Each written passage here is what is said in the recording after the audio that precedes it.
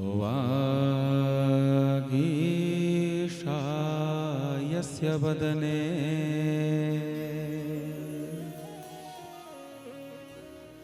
लक्ष्मीर्यस्य च वक्षसि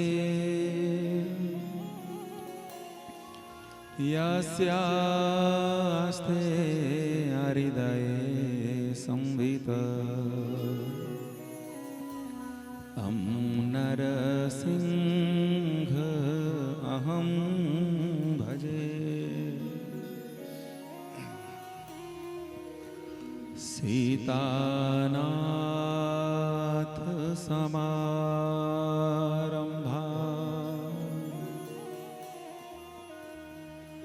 श्रीरामानंदा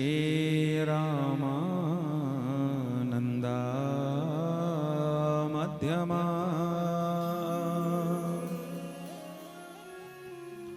अस्मदाचार्य पर्यन्ता वन्दे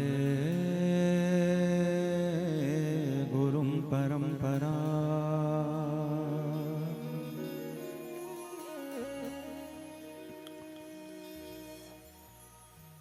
गुरुर्ब्रह्मा गुरुर्विष्णु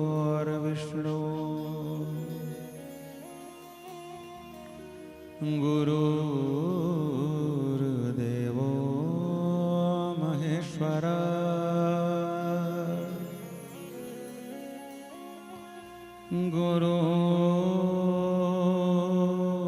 गुरुर्साक्षात् परं ब्रह्म तस्मै श्री गुरुवे नमः।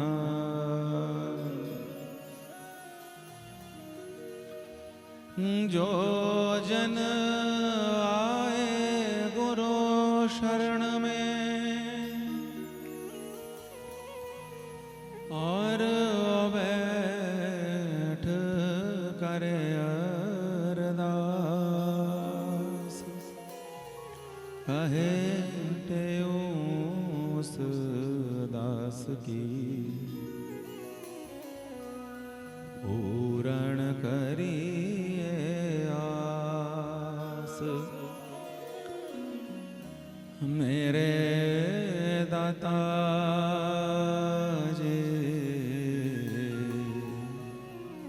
पूर्ण करिए आस।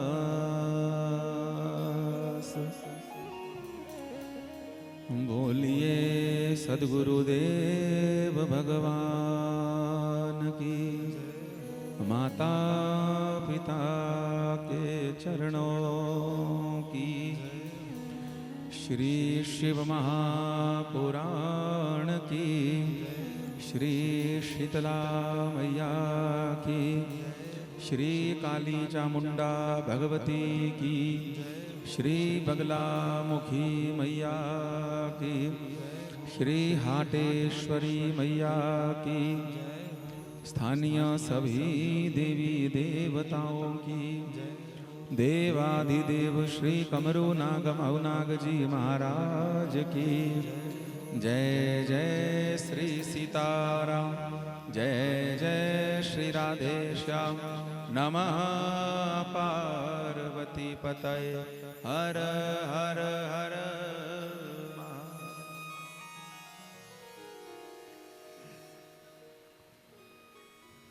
हरि शरणम नारायण नारायण नारायण नारायण। परम मंगलमय परमानंदमय भगवान देवाधिदेव महादेव माँ भगवती जगत जननी पारंबा पूज्य सदगुरुदेव भगवान पूज्य माता पिता के चरण अरविंद भगवती शीतला जी को माँ भगवती काली चामुंडा को और स्थानीय सभी देवी देवताओं को वंदन प्रणाम करते हुए पावन श्री शिव महापुराण के इस पावन आयोजन के उपलक्ष्य में उपस्थित हुए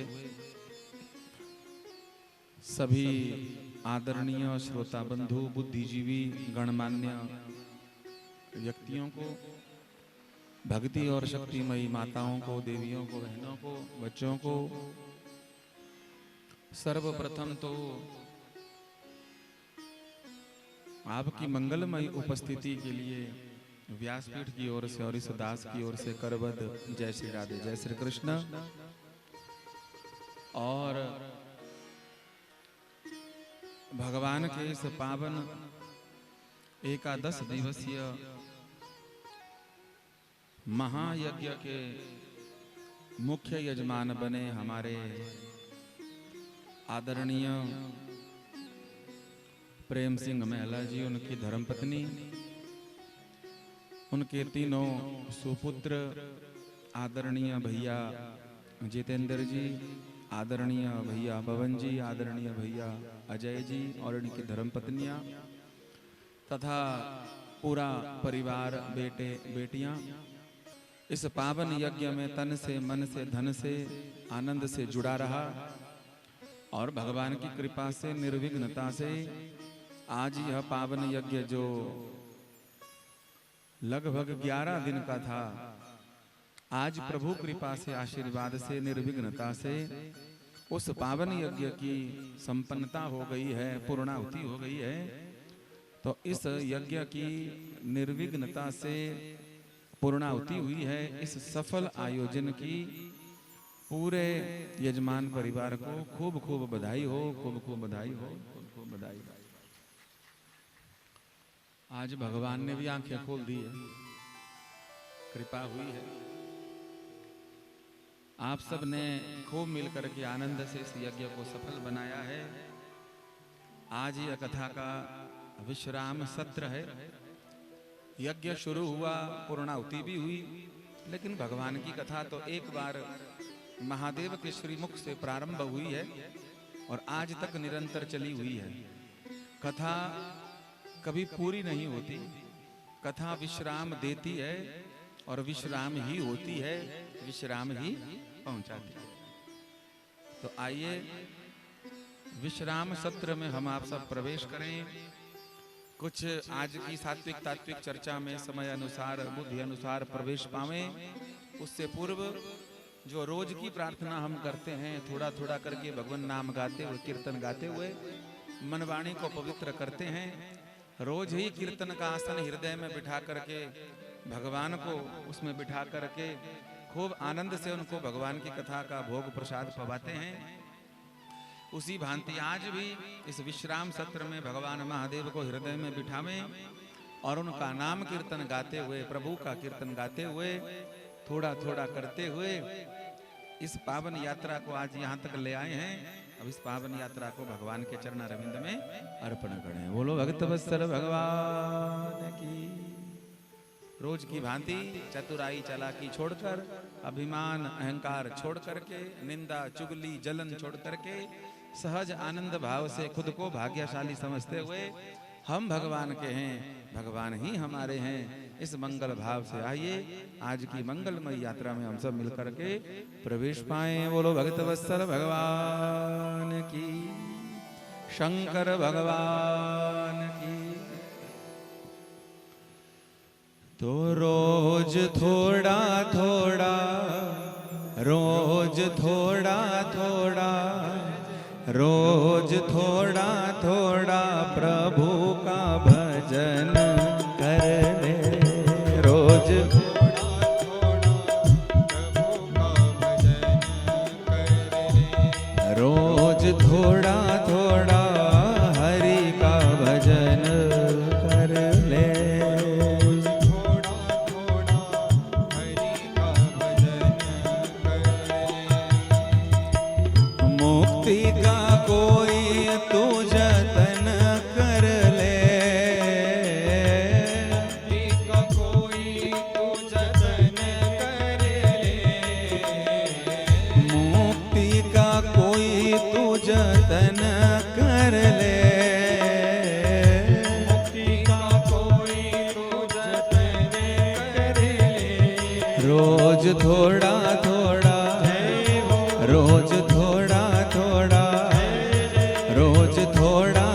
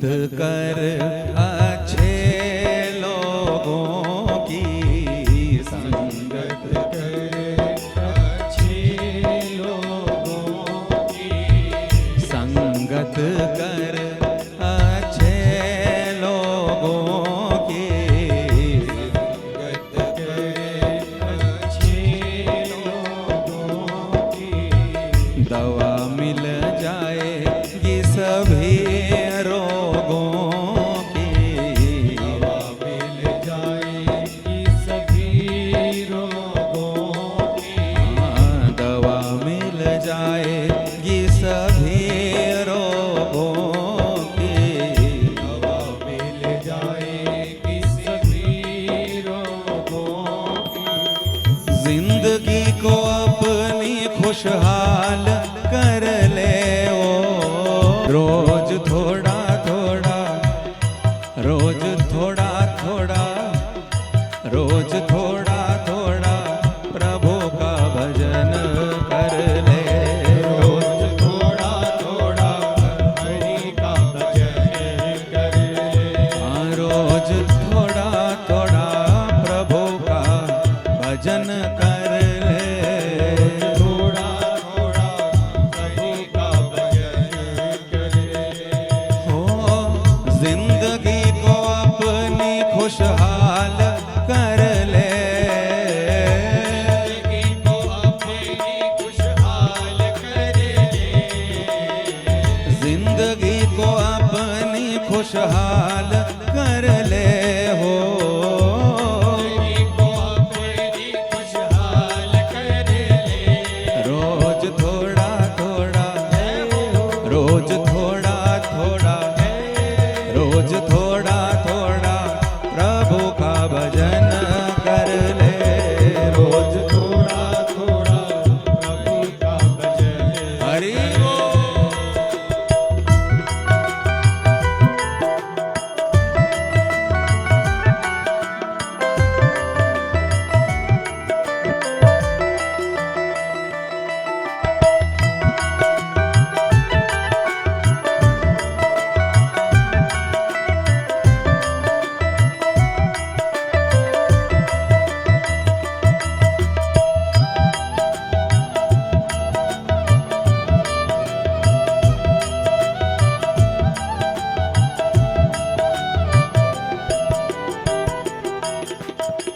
भक्ति करेगा तो बड़ा सुख पाएगा, भक्ति करेगा तो बड़ा सुख पाएगा, भक्ति से मन का कपट मिट जाएगा, भक्ति से मन का कपट मिट जाएगा, ओ भक्ति करेगा तो बड़ा सुख पाएगा, भक्ति करेगा तो बड़ा सुख पाएगा, हाँ, भक्ति से मन का कपट मिट जाएगा, भक्ति से मन का कपट मिट जाएगा, प्रभु के तो साथ अपना मन कर ले ओ, के साथ अपना मन कर ले, प्रभु के तो साथ अपना मन कर ले ओ, साथ अपना कैसे रोज थोड़ा थोड़ा, रोज थोड़ा थोड़ा, रोज थोड़ा थोड़ा प्रभु का भजन कर ले, रोज थोड़ा थोड़ा हरि का भजन, ओ रोज थोड़ा थोड़ा हरि का भजन कर ले, रोज थोड़ा थोड़ा हरि का भजन कर ले, ओ रोज थोड़ा थोड़ा थोड़ा थोड़ा थोड़ा थोड़ा थोड़ा थोड़ा भजन कर ले, रोज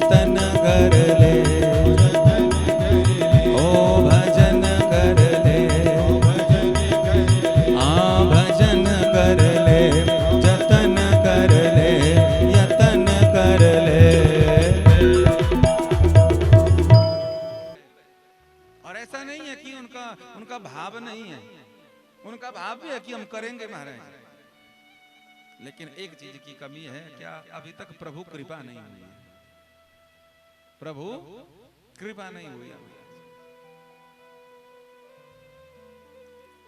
और जिस दिन कृपा हो जाती है, असमर्थ से असमर्थ के घर में भी भगवान चाहें कि हम जाकर के बैठ करके खूब आनंद से यज्ञ करें, कथा सुने, तो भगवान उसके ऊपर कृपा कर देते हैं। ऐसी कृपा दूसरी बार इस पावन आंगन में हुई, प्रांगण में हुई। हम आप सबको खूब आनंद प्राप्त हुआ महाराज। तपस्या से सब कार्य सिद्ध हो जाते हैं, और हृदय से प्रार्थना की जाए भगवान से, तो जो उनकी मनो इच्छा है भगवान पूर्ण करते हैं महाराज, पूर्ण करते। द्वादश ज्योतिर्लिंगों की चर्चा हम कर रहे थे कल, 6 ज्योतिर्लिंगों की कथा सुन चुके थे। ये सब जितने भी ज्योतिर्लिंग है, वैसे अगर व्याख्या रूप में कथा कहें, हम तो प्रणाम रूप में कह रहे हैं, प्रसाद रूप में ग्रहण कर रहे हैं, नहीं तो 12 ज्योतिर्लिंगों की कथा का तो इतना सुंदर विस्तार है। किन किन भक्तों ने इस कथा को सुन करके, शिवलिंग का दर्शन करके महादेव की कृपा प्राप्त की, तो शिव भगवान की जो भक्तों की जो भक्तमाला है, उसमें शिव चरित्र जब आते हैं, भक्तों के चरित्र आते हैं, शैव लोगों के चरित्र आते हैं, तो 11 दिन तक भी 12 ज्योतिर्लिंगों की कथा पूरी ना हो। एक एक कथा ऐसी दिव्य है महाराज, लेकिन एक घड़ी आधी घड़ी, आधी से पुनः आध, जो भी प्राप्त हो हमको वही सर्वश्रेष्ठ है। आज 7वें ज्योतिर्लिंग से हम शुरुआत करते हैं आज के सत्र की, और पावन 12 ज्योतिर्लिंगों की चर्चा गा करके समय अनुसार चल करके इस पावन मंगलमयी कथा की प्रसाद की थाली को भगवान के अर्पण कर देंगे। बोलो हर हर महादेव। कथा ही भगवान का भोग है, कीर्तन भगवान का आसन है, और भगवान नाम उस भोजन की थाली पर जैसे तुलसी दल धरा जाता है, जैसे बिल्व पत्र धरा जाता है, बिना तुलसी के बिना बिल्व पत्र के भगवान भोग स्वीकार नहीं करते। तो 10 दिन का भोग तो हो गया, थाली हो गई, रोज कीर्तन का आसन भी भगवान को लगा दिया। अब आज का जो सत्र है वो भगवान महादेव के लिए बिल्व पत्र है, भाव बिल्व पत्र। और आपने सुन लिया है कथा में कि बिल्व पत्र प्रभु को इतना प्रिय है कि जो बिल्व पत्र भगवान को अर्पण कर देता है उसको पूरे यज्ञ का फल प्राप्त हो जाता है। तो आइए आज की पावन चर्चा में हम प्रवेश करें। बड़ी सुंदर चर्चा जो है श्री ब्रह्मा जी नारद जी को सुना रहे हैं, और नंदीकेश्वर भगवान श्री सनत कुमार जी को सुना रहे हैं, और सूत जी महाराज शौनक आदि ऋषि वरों को सुना रहे हैं। बोलो भक्त वत्सल भगवान की। वाराणस्याम विशालाक्षी गंगा विश्वेश्वरः शिवः भक्ति पशुपतौ तत्र दुर्लभं हि चतुष्टयम्। शिव पुराण में 4 चीजें दुर्लभ बताई गई हैं। क्या? बोले सबसे पहले विशालाक्षी शक्ति पीठ और अन्नपूर्णा भगवती, ये दोनों काशी में ही। इनका दर्शन बड़ा भारी दुर्लभ है। दूसरी बोले गंगा जी, ये भी बड़ी भारी दुर्लभ है। और तीसरे भगवान विश्वनाथ, ये भी बड़े भारी दुर्लभ हैं। और चौथे बोले इन तीनों की जो सेवा करने वाले हैं ऐसे भक्तों का मिलना बड़ा भारी मुश्किल है, बड़ा भारी मुश्किल। हमको कैसे प्राप्त हो सब कुछ? गुरुदेव भगवान के वचन और शिव महापुराण का कथन। क्या? जहां पर भगवान महादेव शिव पुराण के रूप में विराजित हो जाते हैं, जिस घर में जिस आंगन में भगवान महादेव विराजित हो जाते हैं, वह स्थान वह आंगन ही काशी बन जाता है महाराज। वह स्थान ही वाराणसी बन जाता है महाराज। वहां पर भगवान विश्वनाथ साक्षात विराजमान हो जाते हैं। और कहीं पर भगवान का नाम कान के द्वारा हृदय में आकर के अगर हृदय में स्थापित हो गया और उस नाम के प्रति भाव जागृति हो गई, तब तो फिर उसका हृदय ही काशी बन जाता है महाराज, उसका अंतःकरण ही विश्वनाथ हो जाता है। तो काशी की उत्पत्ति माने 7वें ज्योतिर्लिंग के रूप में हमारे नारद बाबा जी को कथा सुना रहे हैं और कथा सुनाते हुए कह रहे हैं क्या बोले हम आपको 7वें ज्योतिर्लिंग की कथा सुनाते हैं। काशी को भगवान देवाधिदेव महादेव का घर बताया गया है। काशी एक ऐसा स्थल है जिसका कभी विनाश नहीं होता। ये सारा भूभाग प्रलय के काल में जल में मग्न हो जाता है, जल माने शून्यता में चला जाता है, लेकिन यह काशी भगवान के त्रिशूल के अग्रभाग पर हमेशा अग्रभाग पर सुशोभित रहती है। इनका प्रलय में भी प्रलय नहीं होता है। बोलो शंकर भगवान की। उत्पत्ति कैसे हुई? बोले शिव पुराण के अनुसार जब सृष्टि का विस्तार होना था तो देवाधिदेव महादेव परम पिता परमेश्वर जो निराकार स्वरूप है उनके मन में भाव आया एक से अनेक होने का। तो प्रकृति और पुरुष दो प्रकट हुए। पुरुष के रूप में विष्णु जी प्रकट हुए और शक्ति के रूप में यह अष्टधा प्रकृति प्रकट हुई। भगवान महादेव की आज्ञा मिली, बोले जाओ आप सृष्टि का विस्तार करो। कहने लगे महाराज सृष्टि तो है ही नहीं, ब्रह्मांड है केवल बस 50 करोड़ योजन का, बाकी तो है नहीं, तो क्या करें? तो ध्यान आया क्या? बोले तप करो। जब नारायण के द्वारा सृष्टि होती है तब भी ब्रह्मा जी तप करते हैं और भगवान महादेव की कृपा से जब विष्णु और प्रकृति ये दोनों जब विस्तार करते हैं सृष्टि का, तब भी सबसे पहले तप की ही प्रधानता है। बोलो हर हर महादेव।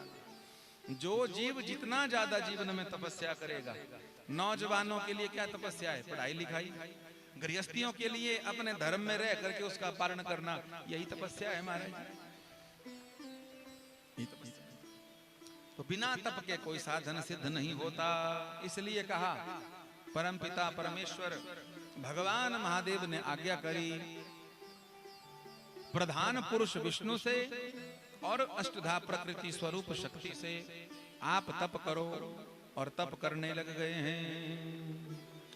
तप बल रचाई प्रपंचु विधाता, तप बल रचाई प्रपंचु विधाता, तप बल रचाई प्रपंचु विधाता, तप बल रचाई प्रपंचु विधाता, तप बल विष्णु सकल जग त्राता, तप बल विष्णु सकल जग त्राता, तप बल विष्णु सकल जग त्राता,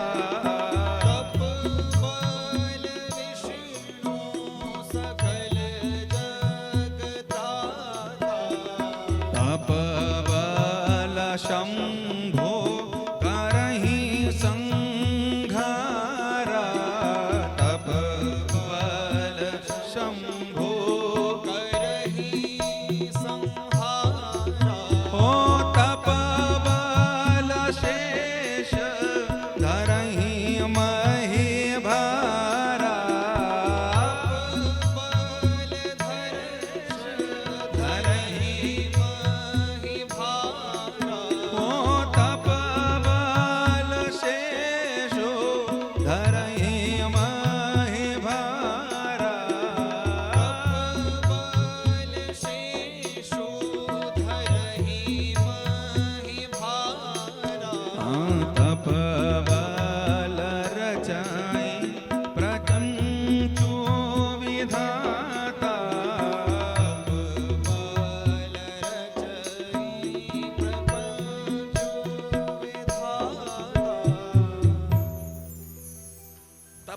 ये सारा प्रपंच बनाया जाता है।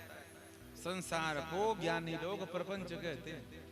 और जब प्रपंच शब्द सुनते हैं तो विचार करो ठंडे दिमाग से, आज तक क्या किया। तो सच में कहते हैं बिल्कुल सही नाम दिया है, क्या? प्रपंची। जब से पैदा हुए हैं एक दिन ऐसा नहीं निकला हो जिस दिन प्रपंच में ना फंसे हो।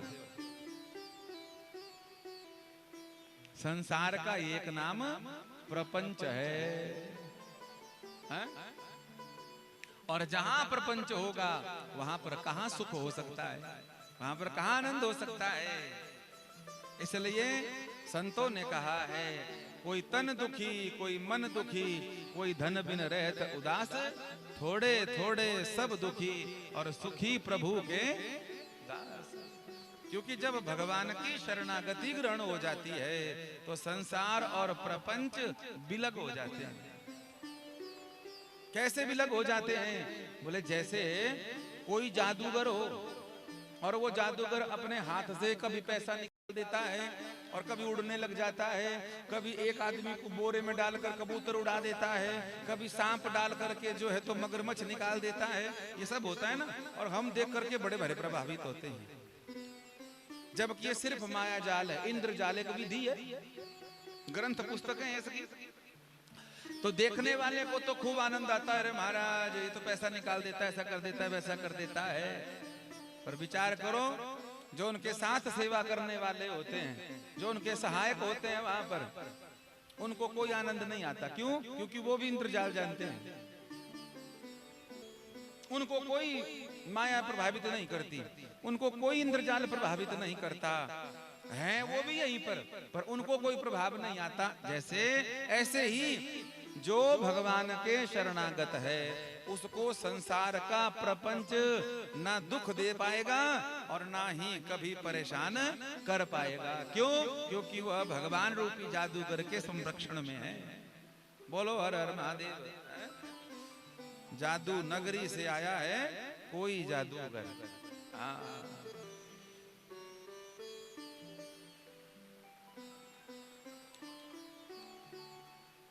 विष्णु तप करने के लिए बोला गया और तप किया गया तो जल ही जल की धाराएं चारों तरफ प्रकट हो गई, माने बहुत बड़ा समंदर प्रकट हो गया। विज्ञान भी इस बात को स्वीकार करता है कि सबसे पहले केवल जल ही था और आखिर में भी जल ही रहेगा। हर हर महादेव। सबसे पहले भी जल और आखिर में भी जल। इसी जल को हमारे आध्यात्मिक महापुरुषों ने शून्यता कहा है। बिल्कुल शून्यता, जल रूपी शून्यता प्रकट हो गई और प्रकट होकर के जब आज्ञा मिली, बोले अब सृष्टि का विस्तार करो, तो विष्णु और उनकी शक्ति या प्रकृति भगवान का ध्यान करने लगी।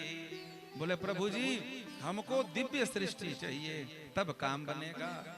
आपने बहुत बड़ा ब्रह्मांड तो रचा है 50 करोड़ योजन का।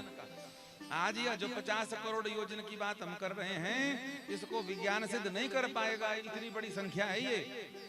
लेकिन ब्रह्मांड की भी इतनी बड़ी व्यवस्था, इतनी लंबाई चौड़ाई है। हमारे शिव पुराण में इसका वर्णन है। कहते हैं जब चारों तरफ जल हो गया, भगवान श्री नारायण जब तप करके नेत्र खोले और अपने सर को हिलाया तो उनके कान में पहने हुए कुंडल, उसमें धरी हुई मणि वो गिर गई। और जहां वो मणि गिरी वही स्थान आज मणिकर्णिका घाट से प्रसिद्ध है। बोलो शंकर भगवान। महादेव ने जहां पर यह मणि गिरी थी उस मणि गिरती हुई मणि को स्थान प्रदान किया और उसी स्थान पर विष्णु सुशोभित हुए। और जब सुशोभित हुए तो क्या दर्शन करते हैं कि यहाँ पर कोई दिव्य नगर है।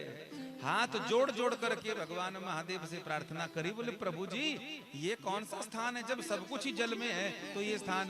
तब महादेव ने कहा, बोले तुझे पता नहीं है क्या? अरे ये कोई और स्थान नहीं है, तो ये तो मेरा घर है। अच्छा प्रभु, हाँ कौन सा घर है? बोले इस घर का नाम ही काशी है। बोलिए काशी विश्वनाथ भगवान। आज भी मणिकर्णिका घाट है। 5 कोस की बड़ी सुंदर व्यवस्था बना कर रखे।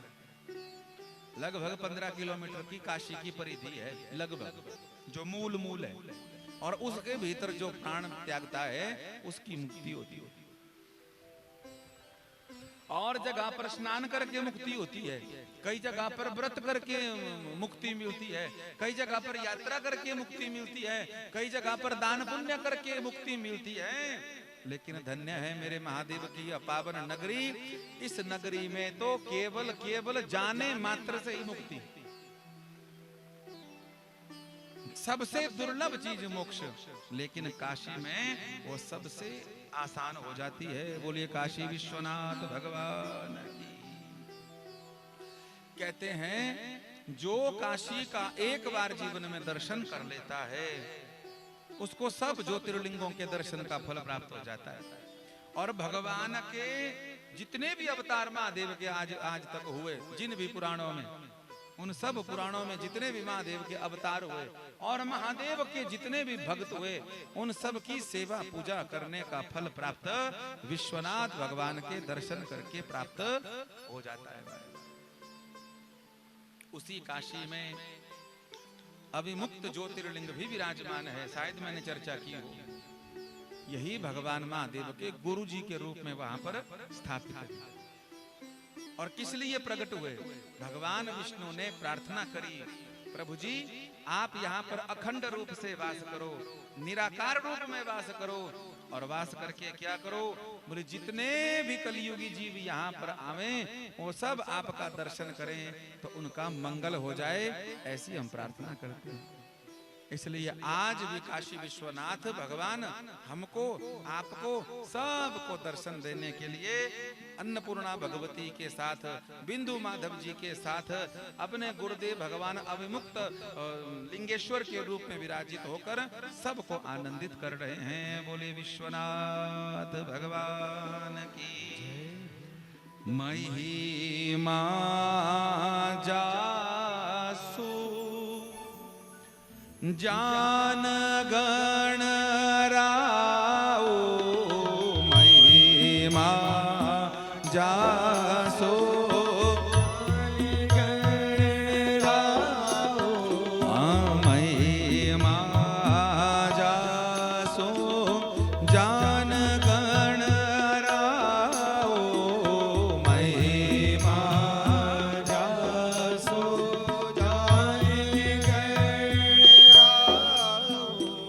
प्रथम पूजियत नाम प्रभाओ,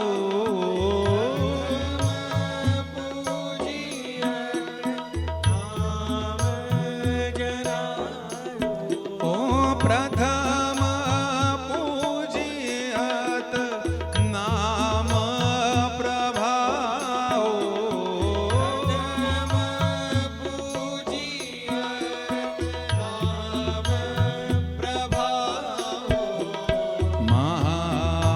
महामंत्र जोई जपत महेशो,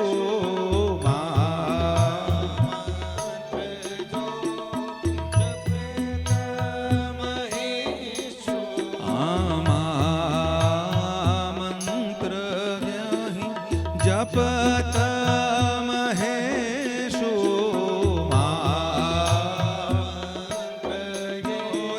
जपत महेशो, काशी मुक्ति हेतु उपदेशो,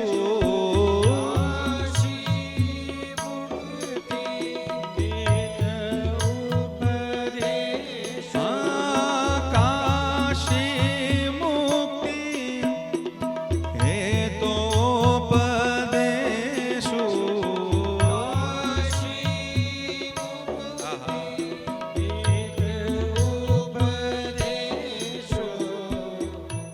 तीन प्रकार के कर्म होते हैं। एक होता है संचित, एक होता है क्रियमाण, और तीसरा होता है प्रारब्ध। संचित कौन सा है? जो आजकल कर रहे हैं, बैठे हैं ना, तो ये संचित ही है हमारा। और क्रियामान बोले जो करके आए हैं, और तीसरा प्रारब्ध। प्रारब्ध की वजह से अमीरी गरीबी आई, सुख और दुख आया, पर जो प्रारब्ध है उसको भोगना पड़ेगा, ये बात कही। पर उसको भोगते हुए जो हमारा भाव होता है, अगर ये भाव होगा कि हमारा पहले का भाव, पहले का कर्म है, इस वजह से हमको ये सुख दुख मिला है, तब तो बहुत अच्छा है, तब तो हम आगे को अच्छा कर्म कर रहे हैं, संचित बढ़िया कर रहे हैं। लेकिन उस सुख दुख को भोग करके विचार कर रहे हैं हमने क्या बिगाड़ा था भगवान का, हमारे साथ भगवान ने ऐसा क्यों कर दिया, तो कहीं ना कहीं वो पाप भोगना भी पड़ रहा है, वो दुख भोगना भी पड़ रहा है, लेकिन आगे को भी अपराध हो रहा है। तो जो प्रारब्ध है वो तो भोग कर मिटेगा ही मिटेगा, पर जो संचित और क्रियमाण पाप है वो हमारे हाथ में। अगर संचित और क्रियमाण पाप को व्यवस्थित करना हो तो एक साधन बताया महाराज। काशी इसलिए प्रसिद्ध है, भगवान महादेव इसलिए विष का पान भी कर जाते हैं, और भगवान महादेव इसलिए भी कैलाश पर्वत पर इतनी ठंडी में विराजमान हो जाते हैं, और भगवान महादेव इसलिए भूत प्रेतों के साथ भी निर्वाण कर देते हैं। क्या गुण है उनका, गोस्वामी जी कह रहे हैं, महामंत्र जो जपत महेश। भगवान विश्वनाथ भोले बाबा का सबसे बड़ा हथियार समझ लीजिए, कवच क्या है, बोले महामंत्र नित जपत महेश। अपने मुख से निरंतर भगवान नाम जाप करते हैं हमारे। अब आप कहेंगे कि महादेव अगर तप में बैठते हैं तो ध्यान करते हैं, तो किसका करते हैं। एक बार बद्री नारायण एक भक्त गए भगवान, और बद्री नारायण की आप अगर आपने दर्शन किए गए होंगे, बद्री नारायण वहां पर तपस्या की मुद्रा में तप कर रहे हैं बद्री नारायण भगवान। लोगों ने कहा सारी दुनिया बद्री नारायण तप करने के लिए आती है, भगवान बद्री नारायण का नाम लेकर तपस्या करती है, नारायण प्रभु जी भी तप कर रहे हैं, ये किसका तप कर रहे हैं। तो भगवान नारायण से जब पूछा गया तो नारायण ने बताया, मैं देवाधिदेव महादेव का ध्यान कर रहा हूं।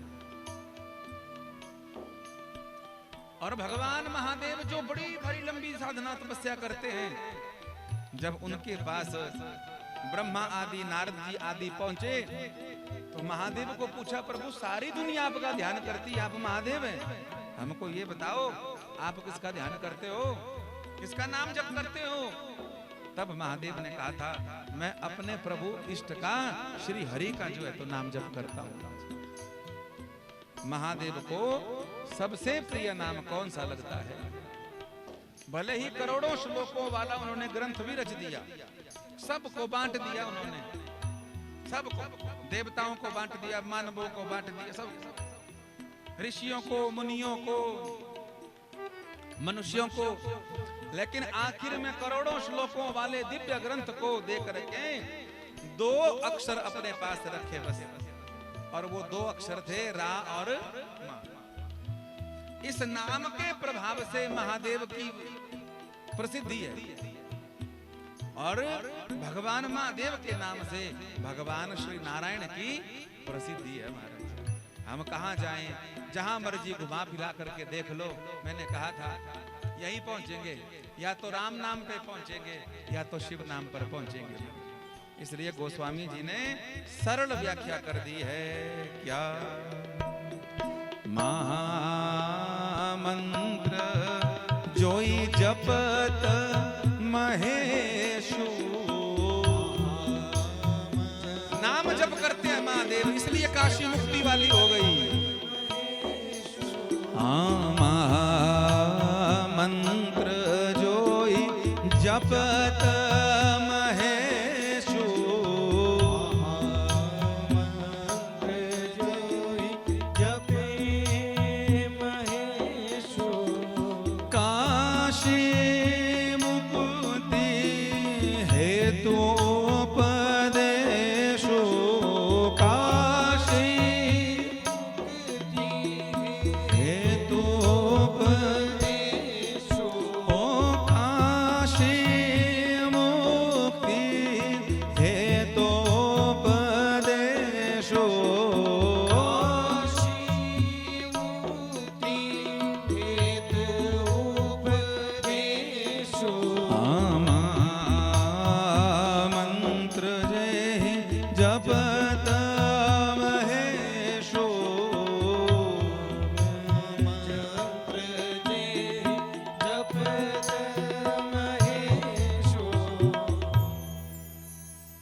चाहे क्रियमाण हो, चाहे संचित हो, चाहे प्रारब्ध हो, तीनों प्रकार के कम कर्मों से अगर मुक्ति पानी हो तो भगवान विश्वनाथ बाबा की शरण सर्वश्रेष्ठ है।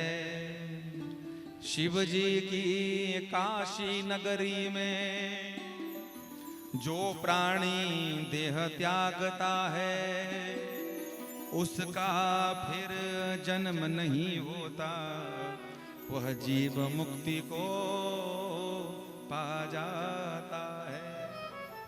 राधे श्याम भगवान के बड़े अच्छे भक्त हुए। उन्होंने बड़े बड़े पुराणों की बातों को बिल्कुल महाराज भजनों के माध्यम से प्रस्तुत कर। ऐसा कोई पुराण, ऐसी कोई कथा नहीं होगी जो उन्होंने गा करके नहीं सुनाई होगी। ऐसे अद्भुत रहे राधे श्याम महाराज। नारायण तो काशी की बड़ी भारी महिमा। 8वें ज्योतिर्लिंग के रूप में साक्षात भगवान त्र्यंबकेश्वर विराजमान हैं। बोलिए त्र्यंबकेश्वर भगवान की।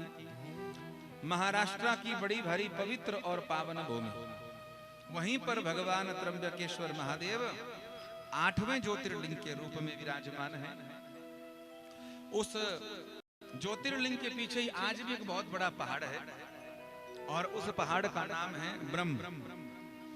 उस ब्रह्म नामक पहाड़ में 10,000 वर्ष तक अहिल्या मैया जी ने और उनके पतिदेव गौतम ऋषि महाराज जी ने खूब जो है तो साधन किया, तपस्या करी।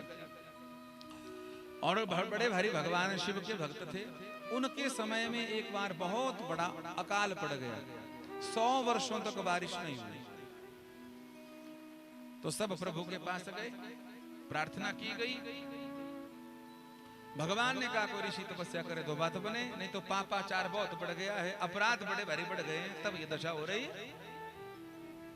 गौतम ऋषि जी के पास पहुंचे लोग, प्रार्थना करी।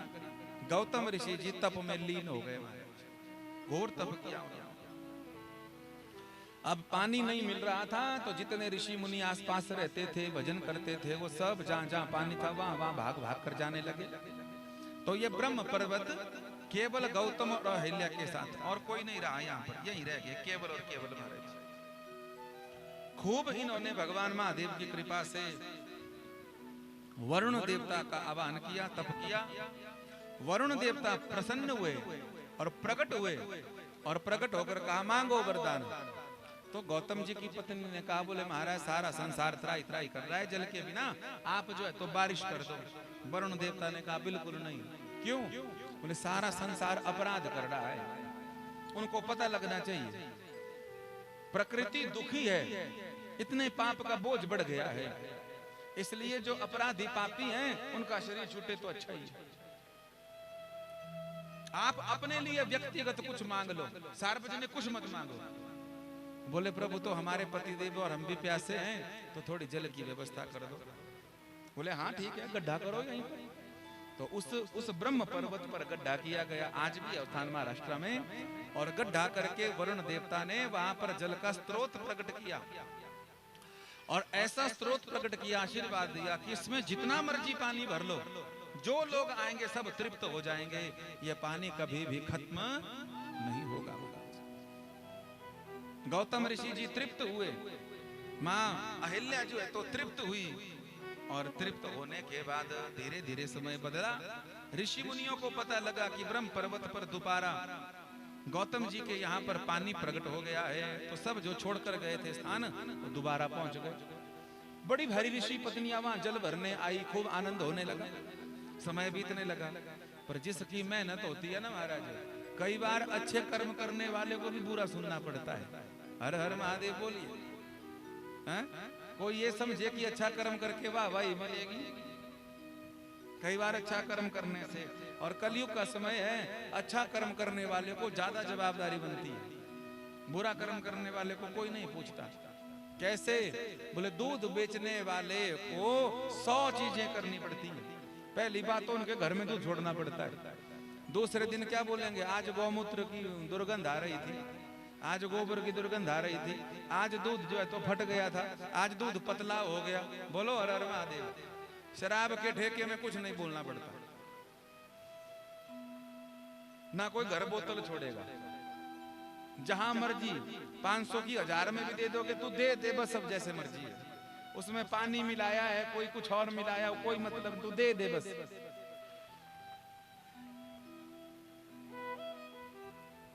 अच्छाई को 100 जगह पर परेशान होना पड़ता है और बुराई को। बाबा जी आज अहिल्या और गौतम ऋषि जी के आश्रम में जो बालक रहते थे शिष्य, वो जल भरने के लिए गए। हमारे गुरुदेव भगवान पूज्य पिताजी बढ़िया पूजन। गौतम ऋषि जी के पुत्र का नाम है शतानंद। क्या नाम है? शतानंद। और शतानंद जी जो हैं जानकी मैया के कुल पुरोहित हैं। राम जी के कुल पुरोहित कौन हैं? जगत गुरु वशिष्ठ जी, अरुंधति के पति। और गौतम जी के सुपुत्र का नाम है शतानंद, और ये जनकराज जानकी जी के कुल पुरोहित है। इन्होंने विवाह पढ़ा था हमारे। तो गौतम जी के पुत्र चले गए जल भरने के लिए, जो रोज का नियम था। बहुत देर तक बैठे रहे। वहां ऋषि पत्नियां जो है तो हास परिहास कर रही थी, नहा धो रही थी उस पानी के स्रोत के पास। बहुत देर हो गई तो बालकों ने कहा, भाई भैया आपसे हाथ जोड़कर प्रार्थना है क्या कि आप जो है तो हमको जल भरने दो। हमारे गुरुजी, हमारे माताजी, पिताजी सेवा करेंगे, पूजा करेंगे भगवान की, देरी हो रही है और आप कुछ कार्य कर नहीं रहे हो, बहुत देर हो गई यहाँ नहाते धोते। तो सब चिढ़ गई, नाराज हो गई, चले जाओ यहाँ से। अब मन में तो आया कि हमारे पिताजी और हमारे गुरुजी ने तो तपस्या करके इसको प्रकट किया है, पर हक नहीं जताया, चले गए वापस। बहुत देर हो गई तो साथ में गौतम जी ने कहा, बच्चे हैं कुछ बोल दिया होगा इसलिए वहां पर ऐसा हुआ होगा, तू ऐसा कर अहिल्या तू साथ में चली जा। अहिल्या मैया चली गई। वो परम शांत है, कभी किसी को कुछ नहीं बोलती, बहुत सौम्य स्वभाव अहिल्या का। जब गई तो जाकर के और ऋषि पत्नियां वहीं पर हास परिहास करती हुई वहां से जल निकाल कर स्नान कर रही थी। मैया ने प्रार्थना करी, हमारी सेवा पूजा में विलंब हो रहा है, हमको जल भरने दीजिए, फिर आप नहाते रहो। लेकिन वो बिगड़ गई महाराज, और इतनी ज्यादा बिगड़ गई कि जल भी नहीं दिया। और घर जाकर सब उन ऋषि पत्नियों ने अपने अपने पतियों के कान भर दिए। अरे महाराज वो गौतम की पत्नी तो ऐसा, अरे वो गौतम की पत्नी तो ऐसा, हमको ऐसा बोली वैसा बोली। सब ऋषियों ने उनकी बात मानी और मान करके कान के कच्चे ऋषि गणेश जी के पास चले गए और शिकायत कर दी। बोले आप सब विघ्नों को दूर करने वाले हैं गणेश जी, इसलिए हम ये चाहते हैं कि आप गौतम ऋषि और उसकी पत्नी को क्या करो? बोले उनको इस स्थान से बहिष्कृत कर दो। हो रहा है ना, इस पर्वत पर चले जाए। गणेश जी भी तो बुद्धिजीवी हैं हमारे, और समझकार आदमी कभी एक पक्ष की बात नहीं सुनता। बोलो हर हर महादेव। आज कथा का विश्राम हो रहा है, हम आपसे एक बात कहें, हम जब भगवान की कथा सुनते हैं ना तो भी एक पक्ष में कभी मत रहना, मध्यस्थता करना हमेशा। कैसे? राम कथा हो रही हो तो ये विचार कभी मत करना, महाराज हम तो रावण पक्ष वाले हैं, रावण पक्ष वाले नहीं। तो सारी उम्र कथा सुनते रहो, कुछ पता नहीं लगेगा। जैसे टीवी पे फिल्म होती है वैसा मनोरंजन हो जाएगा, बाकी पल्ले कुछ नहीं पड़ेगा। बोलो हर हर महादेव। भागवत की कथा सुन रहे हो तो कभी ये विचार मत करना क्या कि हम नहीं है कंस पक्ष में, हम तो श्री कृष्ण पक्ष वाले हैं। शिव पुराण की कथा सुन रहे हो तो ये नहीं महाराज हम तो शिव पक्ष वाले हैं, दैत्यों के पक्ष के नहीं हैं। या आप कोई अन्यत्र कथा सुन रहे हो तो ऐसा विचार मत करना कि हम देवताओं के पक्ष में हैं, दैत्यों के पक्ष में नहीं है। अगर एक पक्ष में बैठकर कथा सुनोगे तो कभी निर्णय नहीं निकलेगा।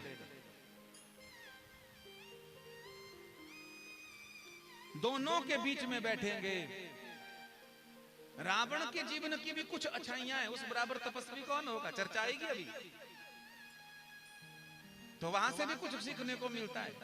ऋषियों ने मध्यस्थता किया, एक पक्ष नहीं लिया, और गुण थे जो रावण मन को ग्रहण किया। इसलिए तो शिव तांडव स्तोत्र भगवान महादेव को सबसे जल्दी नहीं जाता है, वो तो रावण का। बहुत अच्छे आदमी में भी बुराई हो सकती है और बहुत बुरे आदमी में भी अच्छाई हो सकती है। बोलो शंकर भगवान की।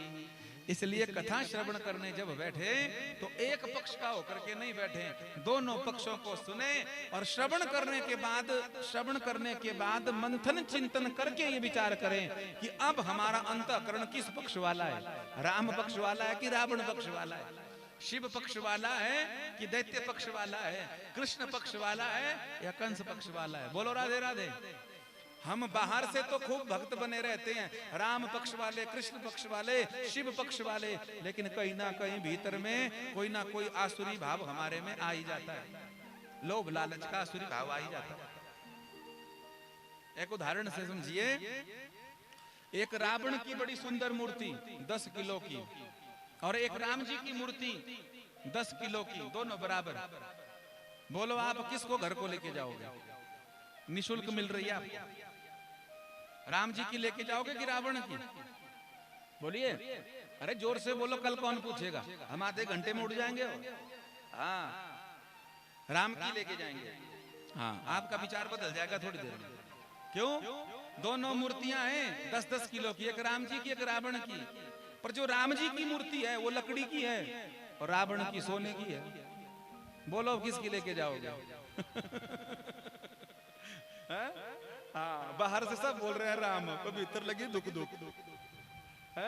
बोले महाराज कोई गल नहीं, रावण है मूर्ति, ऐसा गाड़ी लेनी से, हाँ गाड़ी लेने से ऐसा राम बनाई देना। प्रभु जी एक पक्ष में रहेंगे तो आपको बहुत ज्यादा लाभ होगा। हाँ, दोनों पक्ष में मध्यस्थता करोगे तो लाभ रहेगा, एक पक्ष में लाभ नहीं है। मैं गलत बोल रहा हूँ, एक पक्ष में लाभ नहीं है, दोनों पक्ष के बीच में बैठोगे और पूरी बात जब सुनोगे तब पता लगेगा कि हम कहां पर हैं। भगवान की कथा शीशा है ना, निज मन मकुर सुधारी तोरा मन दर्पण कहलाए। तो ये शीशा है भगवान की कथा का।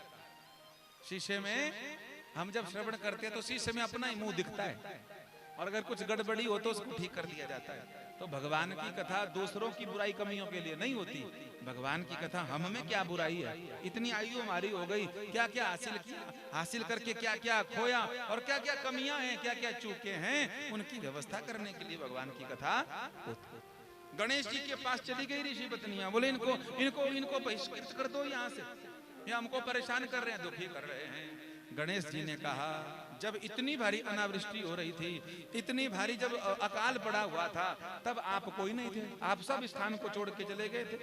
तब केवल केवल अहिल्या और अहिल्या के पति गौतम ने तपस्या करी थी, और भगवान की कृपा से जिस जल के पीछे झगड़ा हो रहा है वो जल का स्रोत वरुण देव की कृपा से गौतम ऋषि ने ही प्रकट किया है, और तुम जरा सी बात पर उन्हीं को कह रहे हो कि उनको निकाल दो।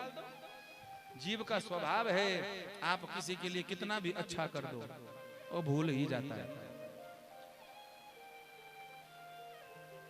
हाँ जी अन्ना जी, आप किसी के लिए कितना भी अच्छा कर दो, कितना भी अच्छा, भूल ही जाता है। गणेश जी उदाहरण दे रहे हैं, क्या उदाहरण दे रहे हैं, बड़ा सुंदर दृष्टांत दे रहे हैं। उड़ीसा के तरफ में एक बड़ा सुंदर शिव जी का मंदिर था, वहां पर एक पंडित जी पुजारी थे, और वो भगवान के बड़े भारी भक्त थे बहुत। वहां पर रोज एक सेठ जी आते थे, भगवान महादेव को भोग लगाते थे,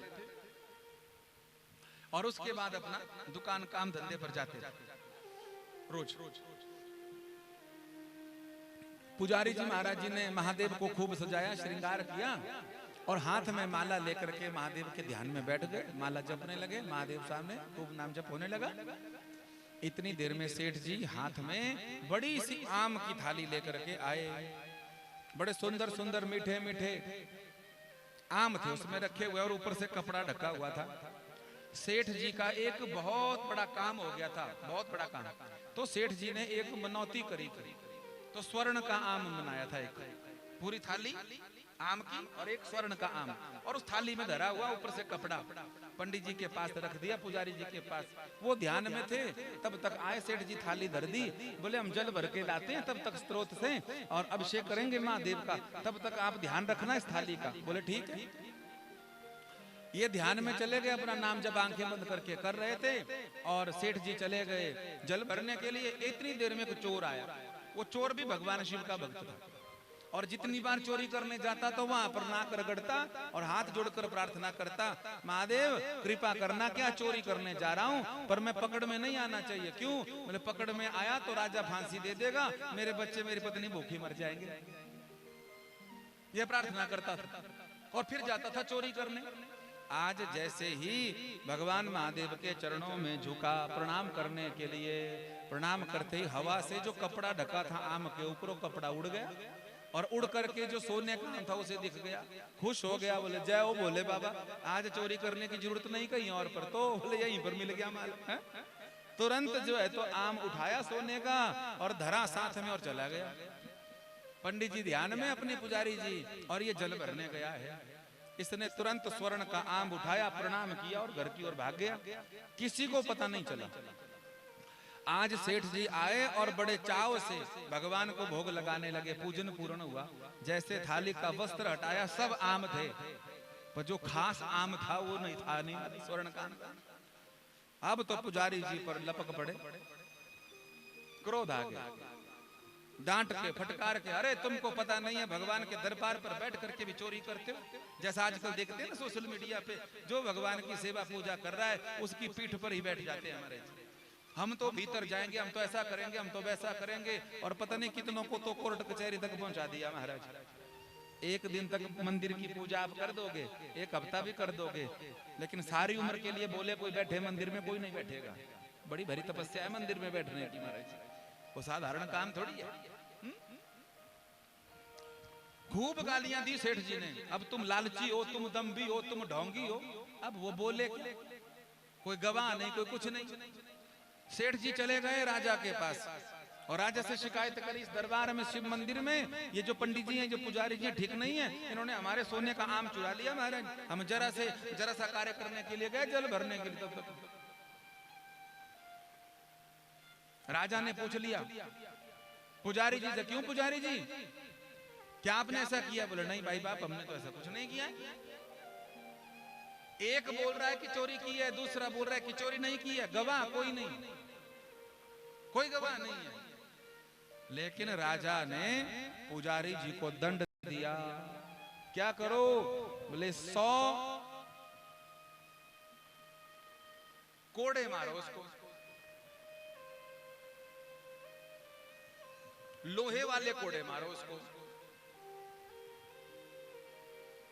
100 तक पहुंचेगा, बात 50 में ढेर हो जाए महाराज जी, इतनी भयंकर मार होती।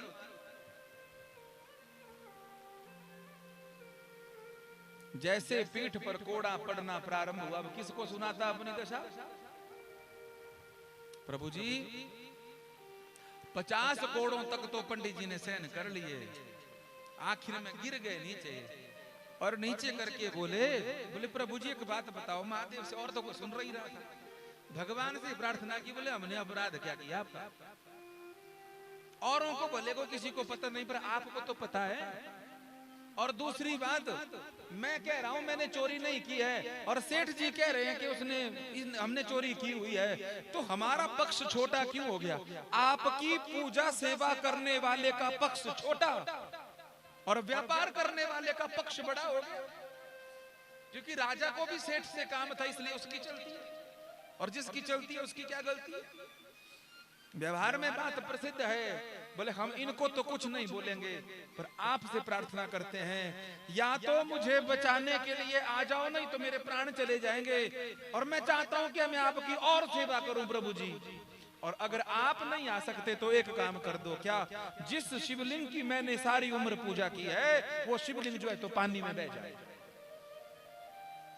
अगर मैंने जीवन में एक बार भी आपकी पूजा ढंग से की हो तो ऐसी दशा हो जाए। और जैसे ऐसे बात कही ना महाराज जी, तो रोते रोते बिलखते हुए यह बात भगवान महादेव से कही गई। 50 कोड़ों के ऊपर जब बात हो गई तो तुरंत बोले राजा को, प्रभु हाँ हमारे पास गवाही तो और कोई नहीं है, सेठ जी का पक्ष बड़ा है क्योंकि वो धन वाले आदमी है, मालदार आदमी है, पर मेरा पक्ष, मेरा भजन ही मेरा सब कुछ है। मैं आपसे एक निवेदन करूं क्या? बोले आप जाइए, जहां मैंने सेवा पूजा की है मंदिर में, अगर वह मंदिर अभी तक टिका हुआ होगा तो समझ लेना मैंने अपराध किया है, और अगर वह मंदिर बह गया होगा तो समझ लेना क्या कि सेठ जी गलत हैं, मैंने चोरी नहीं किया। राजा ने कहा ये भी बात ठीक है। तो क्या किया गया? राधे श्याम जी लिख रहे हैं, कोड़ों की मार से घायल हूं, हे शंकर जी तुम आ जाओ, है शाप मेरा अगर नहीं आओ, तो खुद समुद्र में बह जाओ। भक्त के शाप को सत्य किया, भक्त को सत्य ठहराया है, मंदिर समेत निज विग्रह को सागर के मध्य डूबा। राजा के दूत भागते हुए गए और क्या देखा कि बहुत भव्य दिव्य मंदिर था, पर वहां तो मंदिर का नामो निशान ही मिट गया था। उल्टे पांव भागते हुए जब राजा को यह सूचना दी, तो राजा भगवान के चरणारविंद में, राजा जो है तो आज पंडित जी के पुजारी जी के चरणारविंद में लेट गया। बोले प्रभु हमको क्षमा कर दो, गवाही कोई नहीं थी, तो सेठ का पक्ष बड़ा था, धन वाला है वो, पर मुझे क्षमा कर दो, मुझे माफ कर दो।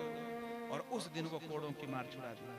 अब एक संशय है इसमें, बोलो राधे राधे, छोटा सा संशय है, उसको दूर कर लेते हैं। क्या पंडित जी ने क्या बिगाड़ा था जो कोड़े पड़े?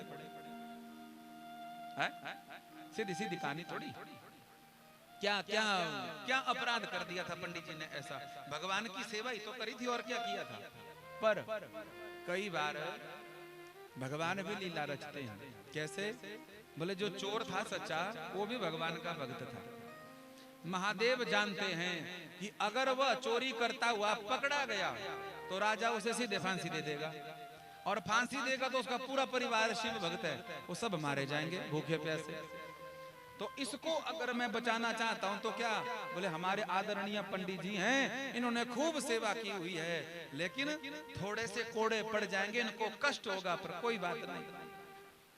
अपने उस भक्त चोर को बचाने के लिए पंडित जी को थोड़ा कष्ट दे दिया, और स्वयं, बोले स्वयं तो जल में ही चले गए महाराज जी। अपने आप का तो अस्तित्व मिटाकर ही भगवान भोलेनाथ ने जल में प्रवाहित कर दिया।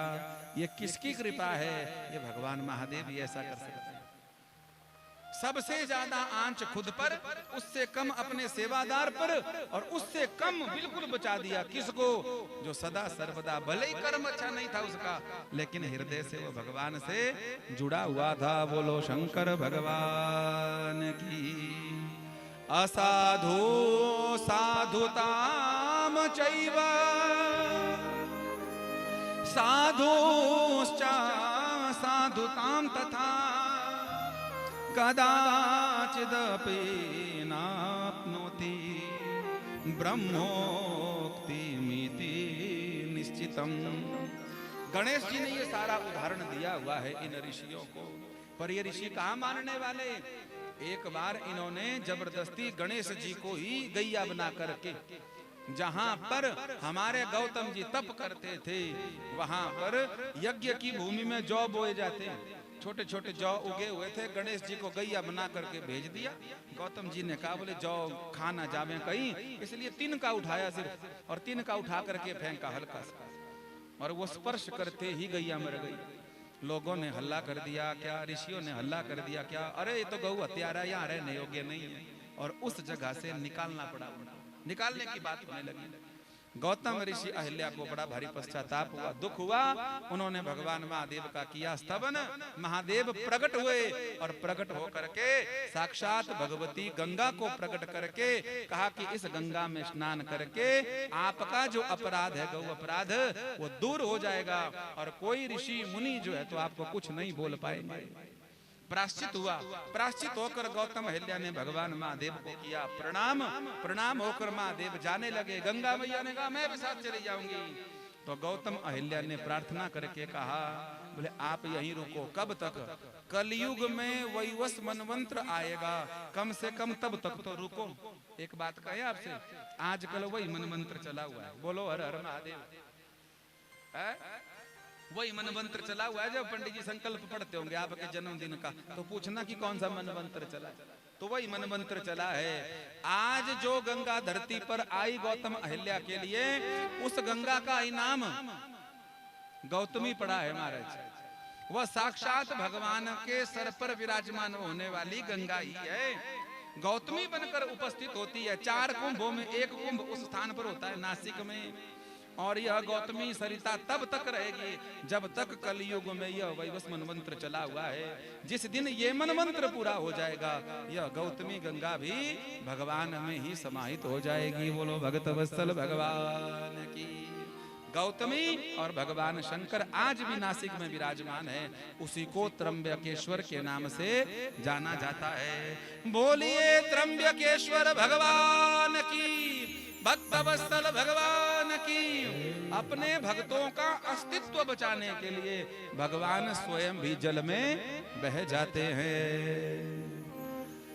है धन्य तेरी माया इस जग में, दुनिया के रखवाले, शिव शंकर भोले भाले, शिव शंकर डमरू वाले, शिव शंकर भोले भाले, शिव शंकर डमरू वाले।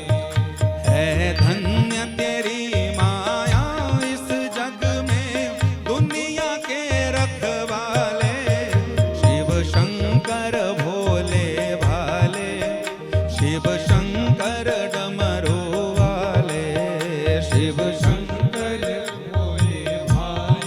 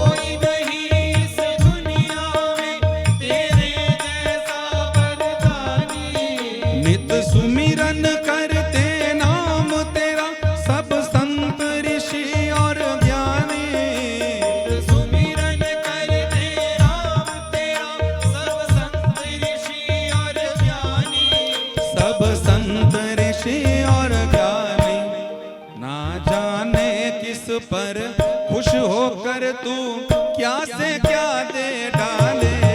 शिव शंकर भोले भाले, शिव शंकर डमरू वाले, शिव शंकर भोले भाले, शिव शंकर डमरू वाले। है धन्य तेरी माया इस जग में दुनिया के रखवाले। शिव शंकर भोले भाले, शिव शंकर डमरू वाले, शिव शंकर भोले भाले। हर हर महादेव।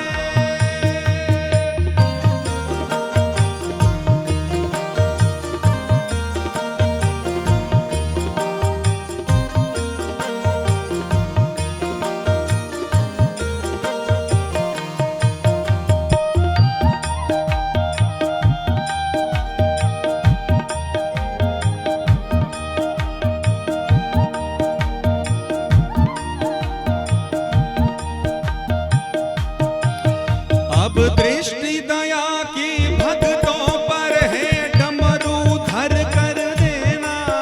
महादेव महादेव महादेव महादेव। अब दृष्टि दया की भक्तों पर हे डमरू धर कर देना। पंकज और भक्तों की झोली है, गौरी शंकर देना। पंकज और भक्तों की झोली शंकर भर देना, गौरी शंकर भर देना। अपने ही सेवक जान हमें भी चरणों में अपना ले। शिव शंकर भोले भाले, शिव शंकर भोले भाले, शिव शंकर डमरू वाले, शिव शंकर। सब गाइए एक बार प्रेम से। है धन्य तेरी माया इस जग में दुनिया के रखवाले। शिव शंकर भोले भाले, शिव शंकर डमरू डम डम डम। शिव शंकर भोले भाले, शिव शंकर डमरू वाले। शिव शंकर भोले भाले, शिव शंकर डमरू वाले। शिव शंकर भोले भाले, शिव शंकर डमरू वाले। शिव शंकर भोले भाले, शिव शंकर डमरू वाले। शिव शंकर भोले भाले, शिव शंकर डमरू वाले। शिव शंकर भोले भाले, शिव शंकर डमरू वाले। शिव शंकर भोले भाले, नमः पार्वती पतये, हर हर हर महादेव।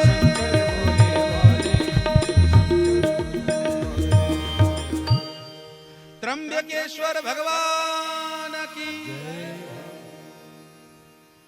आठवें ज्योतिर के लिंग के रूप में भगवान त्र्यंबकेश्वर स्थापित हुआ। नवें ज्योतिर्लिंग के रूप में रावण के द्वारा सेवित पूजित भगवान वैद्यनाथ झारखंड में स्थापित हुए। बोलो हर हर महादेव। सबको पता है भगवान महादेव का अनन्य भक्त है रावण। और जब तपस्या से प्रसन्न नहीं हुए तो सर काट काट के चढ़ाने लगे। 10 शीश अर्पण कर दिए। महादेव ने कहा भाई ये मानता नहीं है तो आना ही पड़ेगा, पता नहीं कितने खोपड़े चढ़ा देगा नहीं तो। हाँ? महादेव आए, आशीर्वाद मिला, वरदान सब मिला, लंका का राज्य मिला, सब बातें बड़े आनंद से हुई। एक वरदान और मांग लिया, महादेव हमने आपकी सेवा पूजा करी है, अब क्या करेंगे? हिमालय के दक्षिण भाग में तप किया हुआ है, आज भी स्थान है महाराज। महाराज महादेव को बोले हमने इस शिवलिंग पर अपने शीश कटा कटा करके चढ़ाए हैं, इसलिए अब इस शिवलिंग के रूप में आप हमारी लंका चलो। महादेव ने कहा तो गड़बड़ हो गई भाई, ये चेला तो बड़ा खराब निकला। महादेव ने कहा तू जब बुलाएगा मैं आ जाया करूंगा। बोले नहीं हम साथ ही लेकर के जाएंगे। महादेव ने कहा तब तो झमेला हो जाएगा, क्योंकि महादेव चेला भी कैसा है। पार्वती ने कहा बोले आप कैसे गुरुजी हैं जो चेलों के घर में जाते हैं, अपने चेले को इधर बुलाया करो। बोले नहीं पार्वती मैं चला जाता हूँ लंका, ठीक है। क्यों? बोले गड़बड़ हो जाएगी यहाँ आया तो। बोले नहीं नहीं बुलाओ एक बार भोजन पानी पर हम व्यवस्था करेंगे, बुलाओ तो सही। तो रावण को निमंत्रण दिया और रावण आया। बोले बाबा तप में थे, पार्वती मैया भोजन आदि की व्यवस्था कर रही थी, सो कैलाश हिलने लगा। पार्वती भागती हुई गई, बोले महाराज भूकंप आ गया, पता नहीं क्या हो गया, प्रणाम करते हैं, कुछ व्यवस्था करो। कौन आ गया? बोले चिंता मत करो चेला आया है। बोले चेला आया है? कैसे? क्या कैसे चेला आया? बोले चेला आया है रावण। बोले ऐसा आता ही हिलते? बोलते नहीं वो प्रणाम कर रहा है। क्या कर रहा है? प्रणाम। ये कैसा प्रणाम है? बोले मेरा चेला ऐसा वो झुकता नहीं है। रावण झुकता नहीं था। क्या कहा? बोले झुकता नहीं है तो अब गुरु जी को प्रणाम करना है तो झुकना पड़ेगा। तो ये झुकता नहीं तो क्या किया? बोले कैलाश को उठाकर खोपड़े पे रखा, गुरु जी प्रणाम। तब हिल रहा है कैलाश। पार्वती ने कहा जब आकर की ये दशा है तो यहाँ बैठ के पता नहीं क्या करेगा। महादेव हाँ बोल दो घर पे कोई नहीं है, भेज दो। तो ऐसे रावण महोदय थे। उन्होंने कहा हम तो लेके जाएंगे लंका आपको साथ में।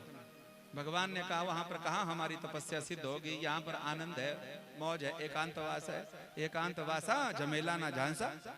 लेकिन माना नहीं। महादेव ने कहा ठीक है। तो उठाया शिवलिंग और चल पड़ा। महादेव ने शर्त रखी, प्रसिद्ध कथा है। क्या? बोले ठीक है जहां तक उठाकर अगर लंका पहुंचा दिया तो लंका ही चला जाऊंगा, पर बीच में अगर कहीं हमको नीचे रख दिया बस धरती का स्पर्श हुआ तो वहीं फिर हमको कोई नहीं उठा पाएगा, वहीं स्थापित हो जाएंगे। बोले ठीक है महाराज। तो कहते हैं लेके गया और झारखंड तक पहुंच गया था। भगवान ने कहा भाई ये तो थक ही नहीं रहा है। तो भगवान ने लीला रची और इसका पेट गड़बड़ हो गया। वहां पर कोई गवाला मिला, गवाला कोई नहीं था। भगवान महादेव और गणेश आदि कार्तिक आदि सब वहीं पर थे। वही गवाला बनकर आए। कहने लगे इसको नीचे मत रखना, हम आपको बड़ा सुंदर उपहार देंगे बाद में, अभी लघु शंका करके दीर्घ शंका निवारण करके शुद्धि करके आते हैं। बोलो ठीक है महाराज। भगवान महादेव भी तो लीला रच रहे थे, जाना नहीं चाहते थे। तो जैसे उस गोप के हाथ में शिवलिंग पकड़ाया, खुद शंका निवारण करने के लिए गए तो उसी समय स्थापित कर दिया धरती पे। वापिस आए तो चारों तरफ कोई ना दिखा, शिवलिंग देखे, अब लगाए ताकत। तो तुरंत याद आ गई क्या? बोले महादेव ने कहा था कि अब हम उठने वाले नहीं है। तो धरती का स्पर्श हो गया। तब से लेकर आज तक रावण के द्वारा स्थापित किया हुआ वह वैद्यनाथ भगवान आज भी विराजमान है। बोले वैद्यनाथ भगवान की, भक्त वत्सल भगवान की, आनंद कंद भगवान की। ऐसे ही 10वें ज्योतिर्लिंग के रूप में दारुका वन है। आज दारुक वन कहते हैं गुजरात के क्षेत्र को। नागेश्वर रूप में जहां पर भगवान विराजमान है बड़ी श्रेष्ठता से महाराज। कहते हैं एक बार की बात है, एक दारुका नाम की राक्षसी और उसके पति का नाम है दारुका। मैं थोड़ी थोड़ी कथा सुना रहा हूं आपको। हमारे भैया कह रहे थे बोले कल 12 ज्योतिर्लिंग पूरे कर देना, अब तो थोड़े थोड़े करके हम कर देंगे महाराज जी। अब कथा तो बड़ी बड़ी है पर चलो हाजिरी लग जाए सो भी बड़ा है। बोलो राधे राधे। एडमिशन करवा देते हैं और बाद में फिर आप सेवा पूजा करते रहना महाराज। बीज बो देंगे 12 ज्योतिर्लिंगों, फिर सेवा करते रहना आप महाराज। तो दारुका और दारुका पति पत्नी दोनों राक्षसी स्वभाव के, किसी को सुखी रहने नहीं देते थे। दुनिया दुखी हो गई, परेशान हो गई। और आरव ऋषि थे एक बड़े प्रसिद्ध, उन ऋषि के पास गए, बोले आप कुछ कृपा कर दो। तो जैसे आरव ऋषि के पास पहुंचे उन्होंने तपस्या करी और ऐसा वरदान प्राप्त किया, देवताओं की सेना लेकर के बहुत श्रेष्ठ श्रेष्ठ अमोघ पाशुपात आदि अस्त्र को प्राप्त किया। और प्राप्त करने के बाद इनके साथ युद्ध किया। ये समझ गए और घबरा गए, बोले इनके साथ युद्ध करेंगे तो मारे जाएंगे। भाग गए और जल में चले गए, समुद्र में। गुजरात में समुद्र है ना, तो जल में चले गए। जल में चले गए और जल में दारुका ने तपस्या करी थी पार्वती की और वरदान मांगा था कभी तुम्हारे जीवन में कष्ट आए तो समुद्र में प्रवेश कर देना, तुमको कोई देवता मानव दानव कोई कष्ट नहीं पहुंचा सकता। अब ये जल में रहने लगे, बाहर आ नहीं सकते क्योंकि बाहर औरव ऋषि विराजमान है। उन्होंने संकल्प लेके रखा कि बाहर आएंगे तो हम तुरंत समाप्त कर देंगे।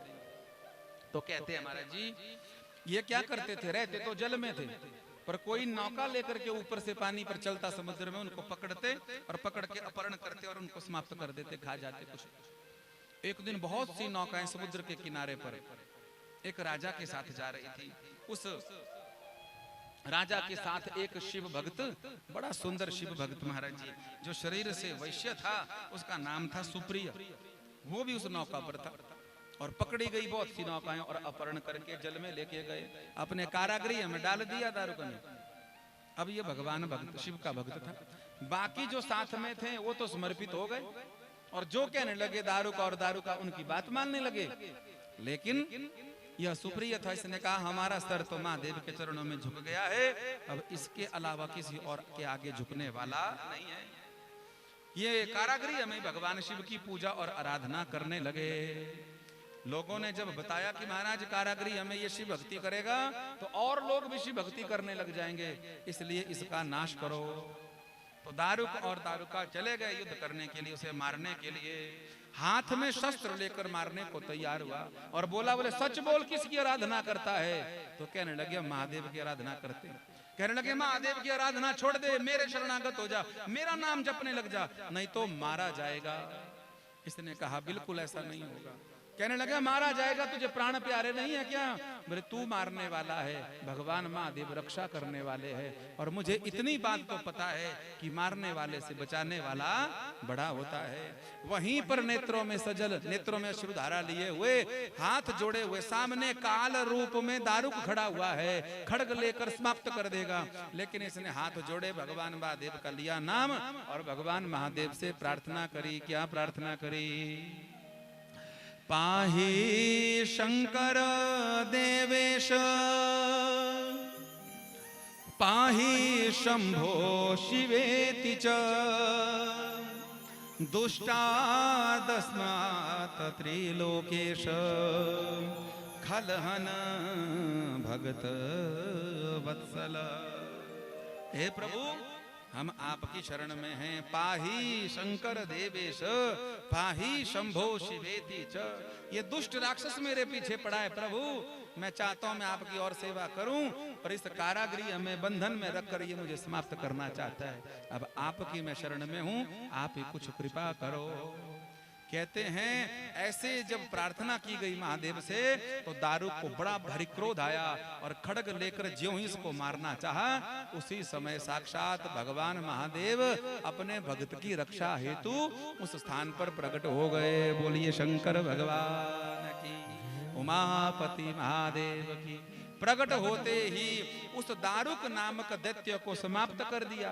जो पत्नी थी उसने पार्वती की तपस्या कर ली, क्षमा याचना कर ली और शरणागत होकर के अपनी जान बचा ली। जो सुप्रिय नामक वैश्य थे उसने भगवान का शुक्राना धन्यवाद किया। महादेव ने कहा मैं तेरी सेवा पूजा से प्रसन्न हूँ, इसलिए प्रत्येक शिव भक्तों की तरह उन्होंने भी प्रार्थना करी। क्या?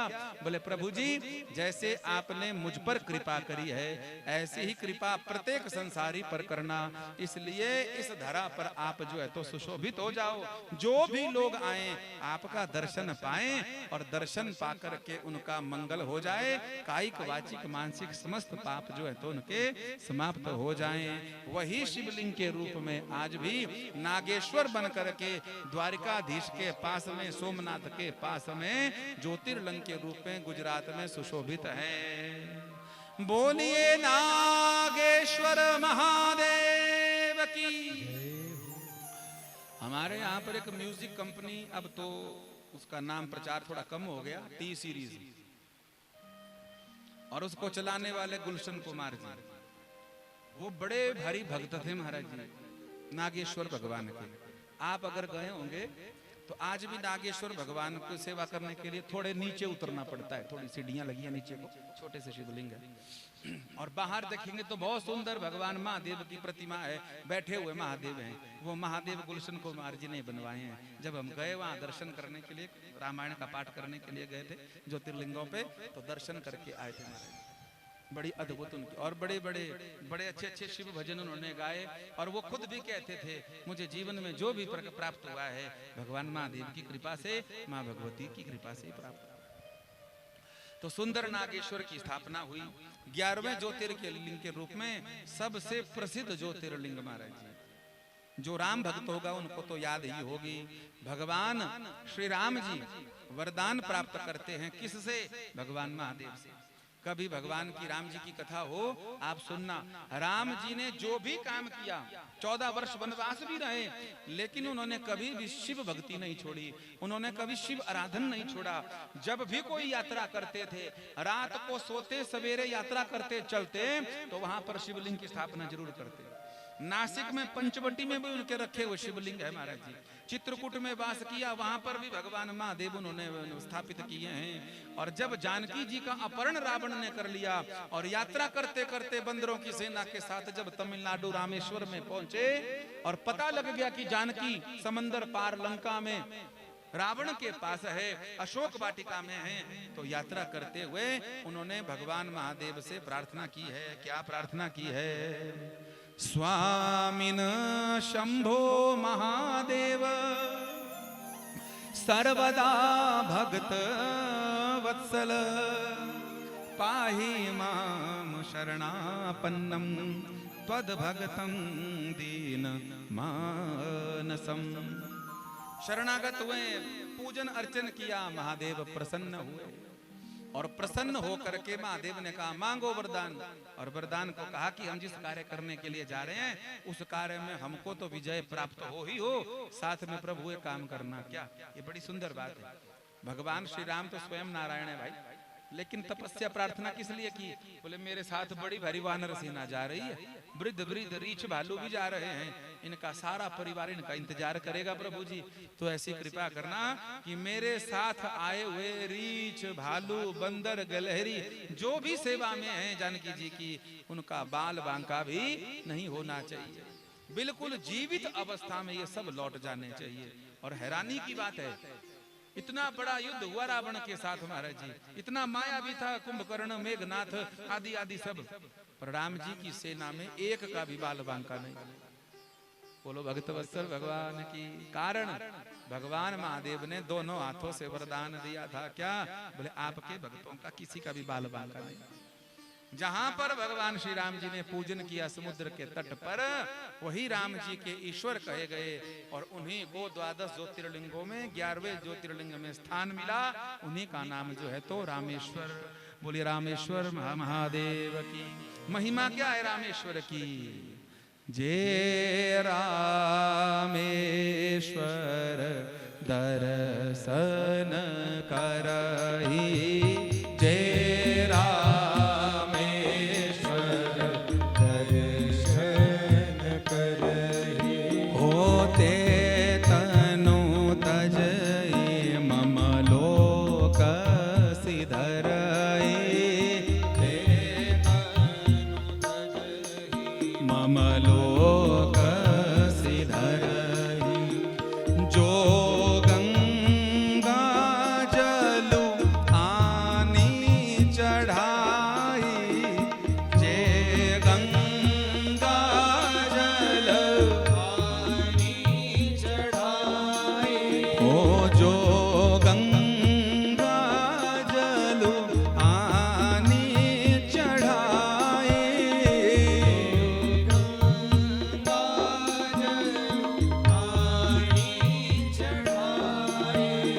सो सायोज मुक्ति नर पावै, सो सायोज मुक्ति नर पावै, ओ सो सायोज मुक्ति नर पाए, सो सायोज मुक्ति नर पाए। रामेश्वर भगवान की जय। जो रामेश्वर का दर्शन करता है पाप रहित हो जाता है, और जो रामेश्वर के ऊपर गंगा जल चढ़ाता है उसको भगवान क्या प्राप्त कराते हैं? बोले उसको सायुज्य भक्ति मुक्ति प्रदान करते हैं। सायुज्य मुक्ति, सदा सर्वदा भगवान की सेवा उसे प्राप्त होती है। ऐसा वरदान रामेश्वर भगवान देते हैं। आपको भी अवसर मिले कभी भागदौड़ की जिंदगी से तो जरूर रामेश्वर जी का दर्शन करना, धनुषकोटि का दर्शन करना, राम झरोखा जी का दर्शन करना। और अगर आप नौजवान लड़के लड़कियां हैं और आपको जीवन में कुछ प्रेरणा लेनी है तो हमारे भारतवर्ष के बड़े भारी गौरव वाले जो पहले राष्ट्रपति रह चुके हैं अब्दुल कलाम साहब, उनकी जन्मभूमि है जितेंद्र भैया। घास फूस की कुटिया थी, चारों तरफ मच्छी मारने वाले लोग रहते थे और वहां से निकल गया देश का यह रत्न महाराज है मिसाइल। उनसे पूछा गया कि कितनी कर पढ़ाई, कितनी कर मेहनत, कितनी कर तरक्की जो है तो जीव को करनी चाहिए। ये बात हमें याद आती है तो हम सुनाते रहते हैं बीच में, वहां पर भी बात लिखी है। कितनी कर तरक्की करनी चाहिए हमको, कितनी कर मेहनत करनी चाहिए। बोले महाराज आप जो सिग्नेचर करते हो ना, साइन करते हो, वो सिग्नेचर ऑटोग्राफ बन जाए बस, इतनी कर मेहनत बहुत है, इतनी कर तरक्की। समझने वाले समझ, अद्भुत प्रेरणा स्रोत है। आज भी वहां पर उनका म्यूजियम बना है, क्योंकि सुनामी आई थी तो पुराना घर तो उनका चला गया, केवल रेत ही रेत रह गई थी। हाँ? लेकिन अब जो स्थान है बड़ा सुंदर है, कभी अवसर मिला। उन्होंने ये लिखा था कि सपने देखने का अधिकार सबको है। सपने नौजवानों के लिए प्रेरणा क्या कहते थे वो, कि सपने देखने का अधिकार उसी को है जो सपने उसको सोने ना देना है, उसी को सपने देखने का अधिकार है। आदमी सोचता है क्या, बच्चे सोचते हैं ये कर देंगे, वो कर देंगे, ऐसा कर देंगे, वैसा कर देंगे, 10 बजे तक भी बिस्तर नहीं छोड़ रहे हैं, वो खाक करेंगे। तो उनके लिए बात थी कि सपने देखना बुरी बात नहीं है, पर सपने देखने का अधिकार केवल उनको है जो सपने उनको सोने ही ना दे महाराज जी, उनको पूरा करने के लिए वो लगन से रहे। और आदर्श वो खुद है, औरों के लिए उपदेश नहीं, केवल वो खुद आदर्श है। बोले रामेश्वर भगवान की।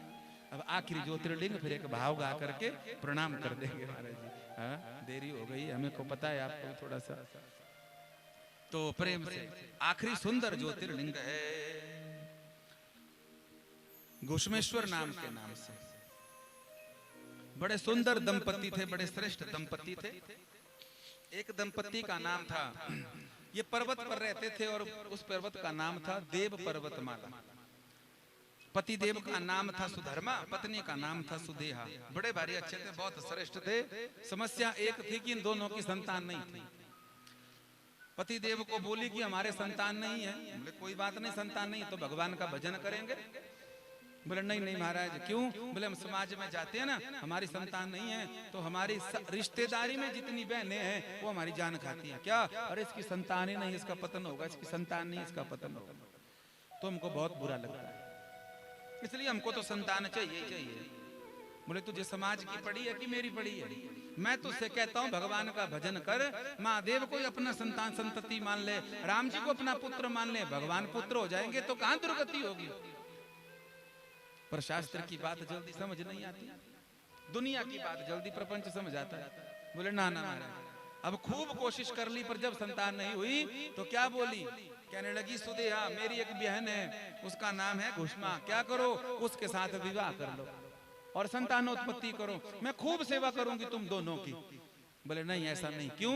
बोले आज तो तू ऐसा बोल रही है कि बहन के साथ विवाह कर ले और कल को विवाह हो जाएगा और कहीं अगर संतान हो गई तो सबसे ज्यादा जलन तुझे ही होगी, तुझे दुख होगा अपनी सौतन का सबसे ज्यादा। बोले मुझे बिल्कुल नहीं होगा, वो मेरी बहन, मैं क्यों लड़ूंगी झड़ूंगी।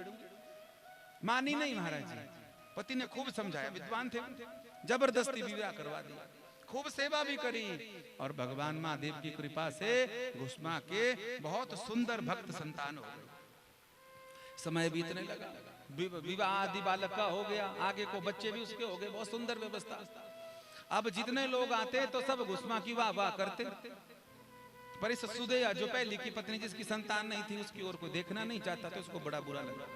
मैंने विवाह करवाया, मैंने सेवा करी, मेरी वजह से संतान हुई, मैंने बालक का विवाह करवा के सब व्यवस्थाएं करी और आज लोग मुझे नहीं मानते। अब घर में छोटा बच्चा होगा तो क्या होगा? पति देव भी पहले उसी के पास दौड़ेंगे, बच्चों से विशेष स्नेह रहता है।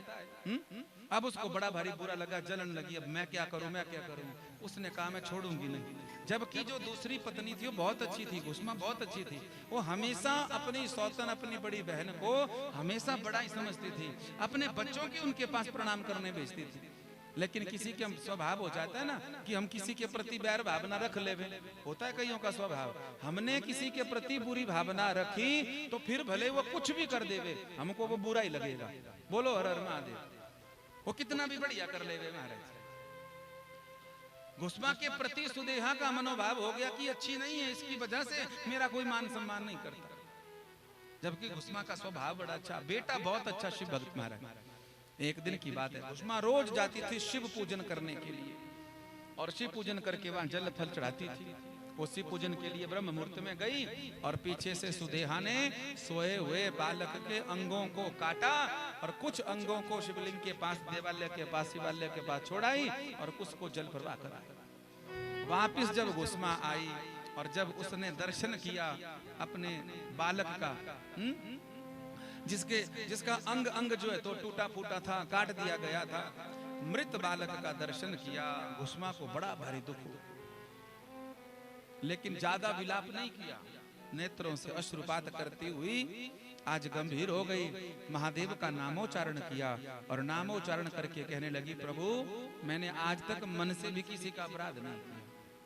मैंने अपने बच्चे को कभी कैसा नहीं सिखाया कि किसी का अपराध करो, और मैंने निरंतर आपकी खूब सेवा करी है। मैं जानती हूँ आप काल नहीं हो, आप महाकाल हो प्रभु जी, पर इतनी कृपा जरूर कर दो, मेरे सामने मेरे बालक का मरण मैं नहीं देख सकती। अगर मैंने जीवन में कोई सेवा पूजा की हो तो मेरा बालक जीवित हो जाना चाहिए, अगर बालक जीवित नहीं हुआ तो मैं भी प्राण त्याग दूं। और एक भक्त के मरने का अपराध आपको लगेगा। घुसमा ने उस बालकों के जो अंग शेष थे उनको लेकर के जल के स्रोत के पास पहुंचा दिया। शिव मंदिर में भगवान से प्रार्थना कर दी, शिवालय में प्रार्थना कर दी। प्रार्थना करके मत्था रगड़ करके जब वापस आई तो वापस आते आते महादेव से रहा नहीं गया, अपने भक्त को रोता हुआ नहीं देख पाए और भगवान महादेव ही साक्षात उस बालक के रूप में जीवित होकर के खड़े हो गए। बोलिए भक्त वत्सल भगवान की। घुसमा के पुत्र के रूप में भगवान महादेव खड़े हो गए। आगे आगे घुसमा जा रही है, पीछे पीछे आवाज लगा रही है, माते माते माते। और जब आज बालक के ये स्वर सुने तो उस घुसमा के नेत्रों से अश्रुपात आ गया महाराज। आज भी घुसमेश्वर महादेव के दर्शन करने के लिए बहुत लोग जाते हैं। हमने ऐसा भी सुना है संतों से कि जिनके कई बहुत समय तक संतानें नहीं होती हो, कोई मृत वत्सा हो, कोई काक बंध्या हो, बालक आदि मर जाते हो, शरीर छूट जाता हो, तो उसको जरूर इस ज्योतिर्लिंग का दर्शन करना चाहिए। या किसी ने छोटे से बालक को गर्भ में जांच करवा करके मरवा दिया हो, आजकल करते हैं ना ऐसा। क्या हो गया? बोले महाराज बिटिया है पेट में तो मार दो उसको। अगला क्या है? बोले फिर बिटिया, फिर मार दो। अब कई बार बेटे भी निकल जाते हैं। इतना बड़ा अपराध है भ्रूण हत्या का अपराध। तो किसी से अगर ऐसा अपराध हो गया हो तो और जगह पर इसका प्रायश्चित नहीं बताया गया है। एक तो मन से प्रायश्चित है कि हम स्वीकार करें कि हमसे अपराध हो गया, अब दूसरी बार नहीं करेंगे, और प्रायश्चित विचार ना हो तो 12 ज्योतिर्लिंगों में सबसे आखिर घुसमेश जो ज्योतिर्लिंग है उसका दर्शन अभिषेक पूजन विधि से किया जाए तो भ्रूण हत्या जैसे अपराध भी किसी दबाव अपराध किसी प्रभाव में हो गए हो तो वह पाप अपराध भी दूर हो जाता है। बोलो भगत वत्सल भगवान की। 12 ज्योतिर्लिंगों की श्रेय आनंद कंद भगवान की। विश्वनाथ मम नाथ पुरारी, विश्वनाथ मम नाथ पुरारी, विश्वनाथ मम नाथ पुरारी, विश्वनाथ मम नाथ पुरारी। त्रिभुवन विदित महिमा तुम्हारी, त्रिभुवन विदित महिमा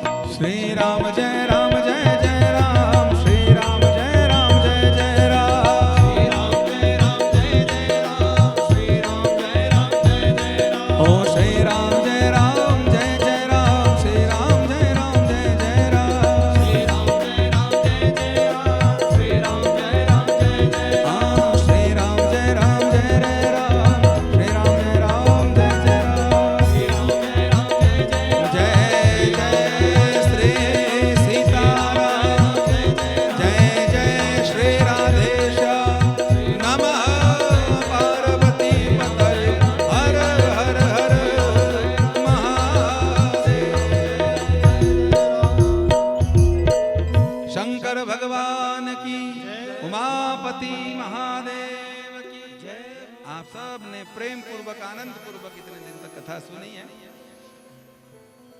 जो भी भगवान की मंगलमयी कथा को चाहे 11 दिन सुने, चाहे 1 दिन सुने या क्षण सुने, उसे पूरे यज्ञ की प्राप्ति होती है। और आज का दिन विशेष होता है। आज के दिन हम भगवान से कुछ मांग सकते हैं, हाँ? भगवान से मांग सकते हैं।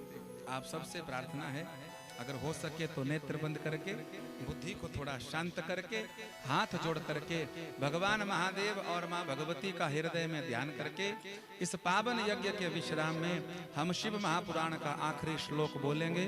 आप भी हमारे साथ जो है तो नाम उच्चारण करना, और नामोच्चारण करके जो भी आप प्रभु से मांगना चाहते हो वो मांगना।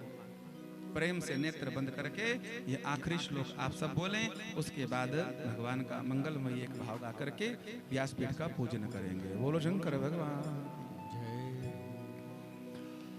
एतत् शिव पुराणस्य वक्तुः श्रोतुश्च सर्वदा सगणः ससुतः साम्बः शंकरोतु स शंकरः एतत् शिव पुराणस्य वक्तुः श्रोतुश्च सर्वदा सगणः ससुतः साम्बः शंकरोतु स शंकरः एतत् शिव पुराणस्य वक्तुः श्रोतुश्च सर्वदा सगणः ससुतः साम्बः शंकरोतु स शंकरः शंकरोतु स शंकरः शंकरोतु स शंकरः।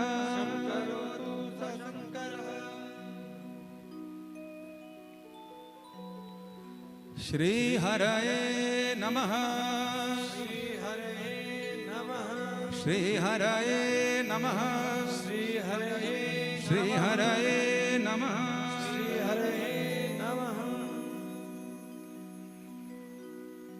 रही जिंदगी तो मिलेंगे दोबारा। जाते जाते ज्यादा समय है नहीं, इसलिए रही जिंदगी तो मिलेंगे दोबारा। मिलन आज तक था हमारा तुम्हारा, मिलन आज तक था हमारा तुम्हारा। आपने अपने लिए जो मांगा, परिवार के लिए जो मांगा, भोले बाबा जो है तो उसको पूरा करा। लेकिन हमारे लिए भी एक चीज मांग देना। भगवान की कृपा से इस दास को कथा की सेवा भगवान ने प्रदान करी है। आप जरूर सब भक्त भगवान की कथा और नाम गाने से हृदय शुद्ध पवित्र होता है। जो मांगो सो मिलता है। तो हम भी जाते जाते आपसे मांगते हैं, क्या आप जाते जाते सब हमको आशीर्वाद देना। जितने हमारे भाई आए साथ में, उन सब को पहले तो हमको क्षमा कर देना अगर हमारे बोल चाल व्यवहार में गड़बड़ी हुई होगी, क्योंकि हमको थोड़ा बोल चाल का, शिष्टाचार का इतना ज्यादा ध्यान नहीं रहता महाराज जी। जो आवे सो मुंह से निकल भी जाता है। तो हम किसी का दिल दुखाने के लिए तो आए नहीं है बाबा जी। जो भी पत्र पुष्प गुरु जी का था वो इकट्ठा करके, थोड़ी सी वाक चातुरी जोड़ के, थोड़ी बुद्धि का प्रयोग करके इकट्ठा करके आपको प्रसाद रूप में बांट देते हैं। किसी कारण से हमसे, अब आपको पता ही है जब कैप्टन ही ऐसा होगा तो टीम कैसी होगी। तो अगर किसी भी प्रकार से अगर हमारे से कुछ त्रुटि गलती हुई हो तो भाई बेटा बच्चा दोस्त समझ करके हमको क्षमा कर देना। और क्षमा करने के बाद भगवान की कथा और नाम को हमेशा याद रखना। क्योंकि कथा व्यास आते रहेंगे जाते रहेंगे, कहीं चले गए, पर नाम और भगवान की कथा ही आपका मंगल करेगी, वही कल्याण करेगी, वही आपका जीवन में जो है तो आनंद भरेगी। इसलिए प्रार्थना की भगवान और भगवान के नाम को कभी मत भूलना, और हम भगवान का नाम गाते रहे, ऐसी दुआ प्रार्थना आप जो है तो अपने हाथों से करते रहना। इस वाणी से भगवान की सेवा होती रहे, यही आपसे प्रार्थना है। किसी से भी आप सब ने खूब मेहनत करके खूब दिल से हमारी सेवा करिए, किसी एक का नाम नहीं ले सकते। छोटे छोटे बच्चे भी महाराज जी, हमारे प्रेम सिंह महिला जी के पोता पोतियों ने भी खूब सेवा करी। नौजवान बच्चे बैठने को तैयार नहीं होते, मोबाइल से फुर्सत नहीं होती नौजवानों को, लेकिन आज 11 दिन हो गए। और सबसे बड़ी हर्ष की बात है कि हम दूसरी बार कथा करने के लिए आए, आज 11 दिन सेवा करते करते हो गए। प्राय कर 2-4 दिन तो खूब सेवा होती है, पर तीसरे चौथे दिन से ढीले पड़ जाते हैं, पर यहाँ पर दिनों दिन वो सेवा बढ़ती गई। आज 11 दिन हो गए महाराज जी, कोई कटौती सेवा में नहीं हुई। बस भगवान इस पूरे परिवार का मंगल करे, आप सबकी मनोकामना जो है तो पूर्ण करे। भगवान ने चाहा कृपा हुई कभी तो दोबारा दर्शन होगा, फिर से भगवान की कथा गाते हुए फिर से जो है तो आनंद करेंगे। आइए एक भगवान का पावन भाव चरणों में चढ़ा करके आज की यात्रा को विश्राम देते हैं। बोलिए भगत वत्सल भगवान की रही जिंदगी तो मिलेंगे दोबारा, रही जिंदगी तो मिलेंगे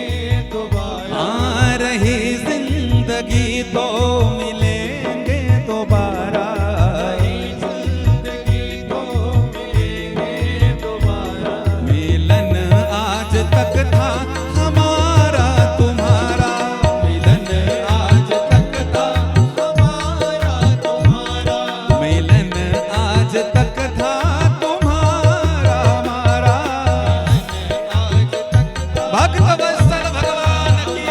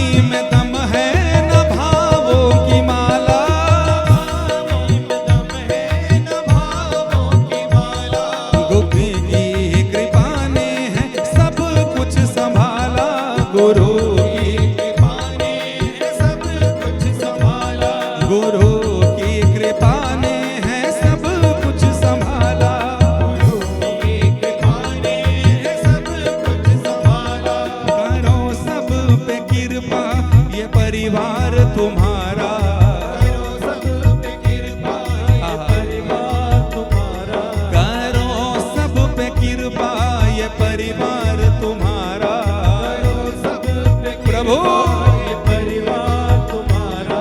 रही जिंदगी तो मिलेंगे दोबारा, जिंदगी तो मिलेंगे दोबारा, रही जिंदगी तो मिलेंगे दोबारा। जिंदगी तो मिलेंगे सब गाइए, दोबारा। मिलन आज तक था हमारा तुम्हारा। सब गाइए, तुम्हारा मिलन आज तक था हमारा तुम्हारा। मिलन आज तक था हमारा तुम्हारा। रही जिंदगी तो मिलेंगे दोबारा, जिंदगी तो मिलेंगे दोबारा। रही जिंदगी तो मिलेंगे दोबारा। जिंदगी तो मिलेंगे दोबारा। हाँ, रही जिंदगी तो मिलेंगे दोबारा। जिंदगी तो मिलेंगे दोबारा। शंकर भगवान की, शीतला महारानी की, नमः पार्वती पतये हर हर हर महादेव। आइए प्रेम से यजमान परिवार व्यासपीठ का पूजन करें और उसके बाद जो है तो प्रेम से आरती। कोई गा